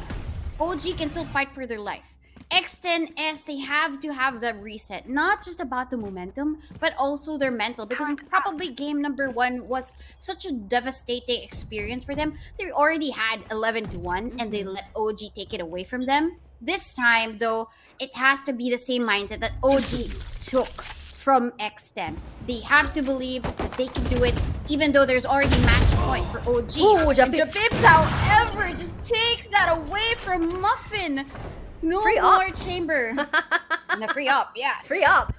Thank you for delivering that to my doorstep, she says. This way, you know that she can get that value from it if she wants. But this information denial is not allowing her that. There is gonna be the lockdown coming through as Sway gonna have to move out of the way for now. Wow, it's like a rhyme at this point. Sway moving out of the way. As Polly, suspecting that there might be a rotate, gonna put up those smokes and does eventually get some chip damage onto Lax. You're gonna see that Viper's hit come through as Lax still pushes through, and I don't think that she is aware that Polly did actually move out. Usually when you expect to see a Viper will be inside her pit, but she's like, hello, I'm out here for air just a little bit. And for now, Chow gets that information. I don't know, oh my god, maybe she didn't see, or maybe she did. Did swing out once again, picks up Alyssa. 30 seconds left. On pick has been really great for them, but you didn't know that Ginny was there! But Chloe was just faster on the reaction time. They were caught off guard, but look at this pit. Oh my god, it's beautiful. Yeah, and then when it comes down to that, nobody's gonna pass through. But at least Easy has covered some ground, but Sway takes her down anyway. Polly is left all alone with just one snake bite. And she's decayed. 87 HP though, she gets 1 kill. But they don't really know where else. But she's inside the pit now. She's gonna be decayed. A lot of pressure now. She goes down. She's trying to find the spike. She doesn't know where it's planted at the moment. There's gonna be kills with a knife. Again with Kachow's knife backstabbing and securing a 3-0 for OG. What a victory. Kachow, that's your second knife of the night. Girl! Kachow, She was flying you're at her. enjoying so much. You saw them both like just jump up at her. So all the knives out. They're like, hey guys, surprise. Well, honestly, sorry, go ahead. Yeah, I mean, I loved how Kachow played it because they were outwitted. Because there was a Viper spit up top, they thought that the plant was there. But the wall also just covered where the spike was, and Polly was left with question marks over her head. Where is the spike? I want to at least defuse it for half and then get all of the kills, but they did not let that happen. Kachow came from behind and even snuck in a backstabbing kill. Oh, she didn't backstab, she just jumped in her face. But regardless, let's have a look at the stats here as it's 13-5 in favor of Orangutan, and I think that this is Orangutan's best run yet. In all the tournaments we've seen them play in, and Japips will be the one with the MVP, 21 kills in the pocket with a 3.0 KDA and 291 combat score, and honestly it speaks for itself as Japips is a very, very aggressive Sova. And I have to say, this unconventional ways of playing agents is something that I think that we should give to Orangutan. The fact that we usually think that Sova would play in the back, just trying to play with the shock darts, just trying to play with the recon, but no, we see Japips just pressing W, just playing the wraparound, coming forward. You see Kachow not afraid at all to play with her utilities and just spraying through. As for Lax, she's a great lurk. She's been stopping all those lurks. She's been stopping all the flanks. Honestly, so good. And Chloe as well. Her 300 IQ plays, I thought it was only gonna be on like a Killjoy or maybe even a Sova that we've seen before on Sigma Galaxy, but even on a stage, she knows how to play aggressive. And I'm really liking this. So I think we should really redefine what a battle stage should be. She's not a stage that plays on top of walls, playing aggressive, but just an aggressive stage in general should be given that, and I think Chloe deserves that. Definitely. And looking at this, the stats at least we're balanced in the past 2 maps because of the scoreline. But OG, they take everything. They take the damage, they take the headshot percentage, even the wins and the objective wins were there. They plant the spike, make sure to protect it at all costs. But most of the wins that they got were frag wins. It means that they're aggressing. Now I love the new look of OG. You mentioned that they have rebranded. It's still the same team, but different energy from Japips, from Kachao, and the rest of the team members. I love this from them. And I love what you said about Japips leading the charge. She's not the one to really play back with all of the shock bolts. You mentioned this, but I love that she initiates and leads the team, not just through the utilities, but her sheer will to make sure that the rounds are won.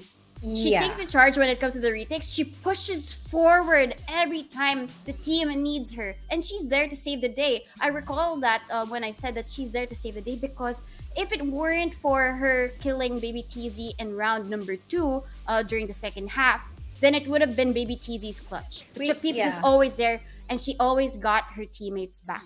Yeah, and I really like how much map control Orangutan has as well. They're not too quick on the rotations just because they want to make sure that it's just the right information. And because of how confident they are with the retakes, what I'm really liking is the fact that they are okay to wait for the teammates. They're okay to play slow for the retakes. They're not a type of team that gets picked off one by one. It's a very, very different sort of stark reaction, or at least gameplay coming in from the side of X10 Crit, where they're a little bit too slow or a little bit too fast. There's a little bit of a disconnect there in terms of how they want to play it and how they want to move forward. Regardless, we should really have a look at the game again and just kind of see what exactly went down. So we look at Japips here. You don't expect her to be on the other side. She's as quiet as a mouse, and the way that Chloe had put her wall there, a lot of people would think like, okay, they're not going to be pushing that because that wall is going to be where they want to be with the teammates. They're going to have to break it. But when you have a player who is not afraid to push forward, you have a team that's not afraid to go aggressive, like even Chloe, this is where the question mark comes up. Where exactly are they going to be? Where exactly are they going to be lurking? Where exactly are they going to be playing with their utilities? And in one situation, those 300 IQ plays as well, like those fake plants on the top of the container when it's just usually just default, is just very interesting to me. I have yet to see a team who is this creative with their utilities. Yeah, and I loved it how they were very unpredictable when it comes to these plays. I loved it. It's unpredictability, it's the creativity shown by OGT. That's the reason why they got this to a flawless 3-0. First map was overtime, but the rest of the maps, it seemed pretty easy for them. I don't really know how they formed themselves into this state. I think it was also the journey that they went through all the stage of the opens, and now it seems that they're so strong. They've built a mountain for themselves, and they're up top shouting, "We're the queen of the world now!" And they've waved their flag because they're in VCT Game Changers. FSL Elite. Yeah, they're going to FSL Elite. Yep, they have won overtime. They're going to Elite. And I think this is what they wanted from the beginning. And I have to say, I really, really like the fact that these girls are just so cute. Every time they're doing so well, you see that shade coming in from that, and they're just so excited. It's just so pure and happy to see from them. And I really love the energy as well as the sisterhood from the team as well. It really just shows the bond. And I was really curious and just wondering earlier, I did ask this question before we started.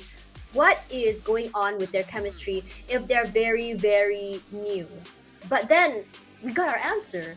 It's already there. They're just, that's why the picks happen, because they're just so comfortable playing with each other. And I said before, this is their best run yet, and they're going to Elite. Finally, after going through stage 1, they didn't quite make it, but now, hello, Orangutan, rebranded, love the aggression, and love seeing them play. I'm a big fan.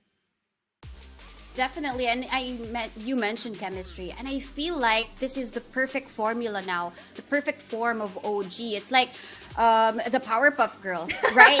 You mix the spice, the sweetness of it all, and even the energy is very contagious from Japips. I think there was an interview earlier on for OGT. It means that when she's funny and she's contagious, she can just really bring in the energy, and it seemed that Kachao getting 2 knife kills, it seems that everybody else was having fun. It really felt like Chow was feeling good. You don't really see this sort of plays unless a player is really, really feeling good.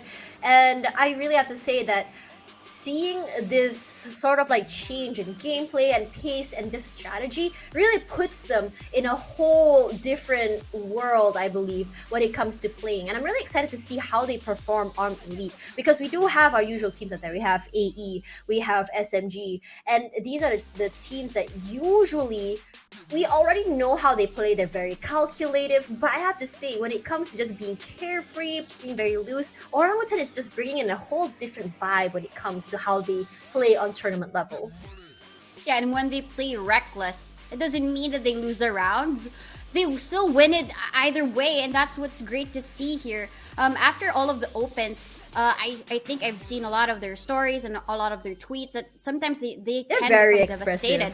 But this time that they got a 3-0 against X10C, who is top 4, then probably there's a big story to it. Actually, we really want to know whether or not what really brings in the energy, right? And I think we have an opportunity to interview one of the members of Orangutan to really pick their brain. Why are they winning this well, and why was there also the comeback from map number 1? I guess these are the questions that we want to ask. I'm not too sure if the interview is ready.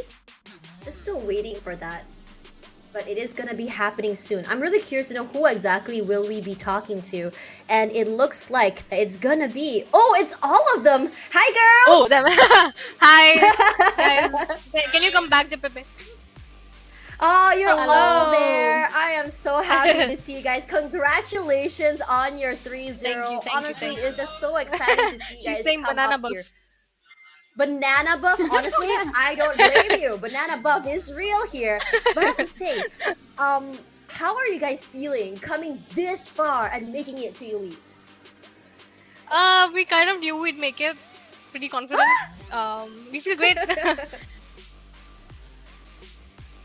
And for now, I have another question for you. So now with the addition Yes. of Lax and Chloe to the team, how long did it take for you to kind of figure out how to play with each other? They kind of meshed in pretty well. Like they meshed in pretty they meshed in ASAP, and it was like our natural chemistry was so good. We didn't even have to put in so much efforts. Like Lax was a sub, she subbed in 3 days ago, during the Only 3 the days all of the ago? matches. Yeah, because Casper was unwell, Wow. so we had to replace Casper ASAP. And Oh yeah, Lax I just think subbed she in. did tweet And- that. Yeah, and it just felt like we're not playing with the sub, we're playing with our own teammate, you know? The chemistry was so good.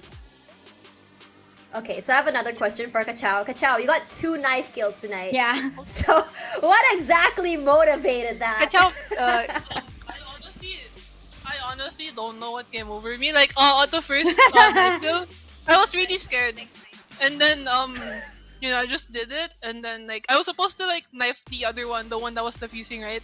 But then I got really control, so I just flipped to my gun. Yeah, I do have a Just go question up though the for the flames. next one. she was in kitchen, and from there she's screaming, I'm gonna knife her.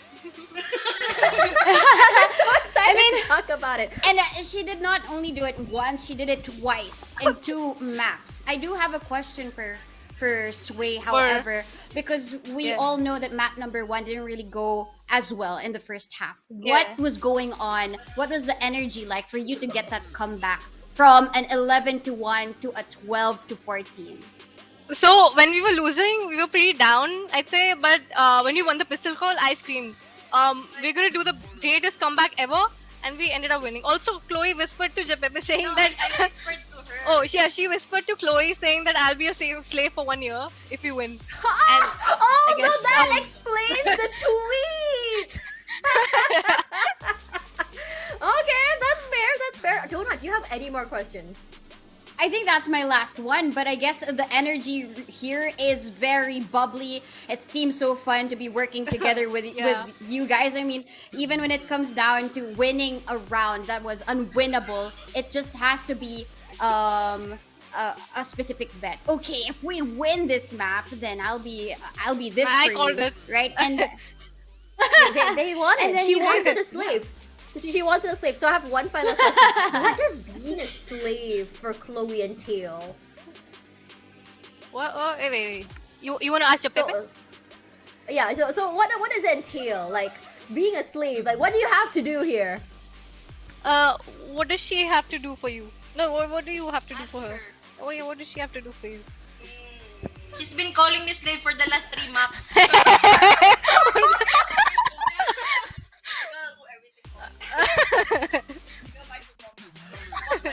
But well, because she has to give the support, right, as an initiator, I guess that's the reason why. But yeah, I mean, I love the conversion of the win from map number 1 and the progression from map number 2 and 3. A big congratulations to you, Sway, and for the rest of the teammates here. I mean, you got a 3-0. That was something unexpected, so that's a well-deserved win. You guys need the rest, your beauty sleep, and even probably more games of Valorant. Thank you so much for joining the interview. Thank you. Bye, guys. Oh, they're so cute. I love them. I love the energy coming from them. Honestly, really excited to see where they go from here. And I have to say, with the addition of these 2 players, like Lax just subbing in 3 days ago and doing this well is absolutely insane to me. It's mind-blowing.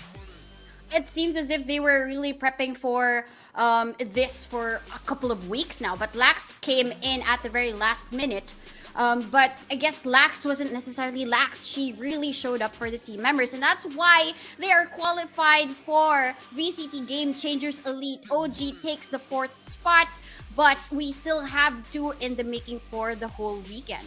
Yeah, it's gonna be super exciting as we see X10 Sapphire take a round either against Nigma Galaxy FE or AG Aresta. And then finally tomorrow we are gonna be seeing as well L Streaks versus Zol Meraki as well. This is gonna be a match to remember, so don't miss it at all. It's gonna be a 4 days full of VCT Game Changers overtime. You don't want to miss it because we want to see who exactly are gonna be the new queens. Is it gonna be AE once again, or is it going to be a brand new team? And then again, we are at the end of tonight's broadcast. Thank you guys so much for watching and spending time with me as well as Donut. We really enjoyed you guys. And if you guys are on Twitter, let us know what your favorite plays were. Tag FSL as well as us too, and let us tell your favorite players what you guys think. So Donut, do you have any final words? I guess this is it. We're not ending it with a heartbreaking loss, but we're just going to celebrate the victory of OG, a well-deserved win. And I guess it's time to rest for those of you watching. So it has been me, Donut, with Tash Bunny. We'll see you again tomorrow.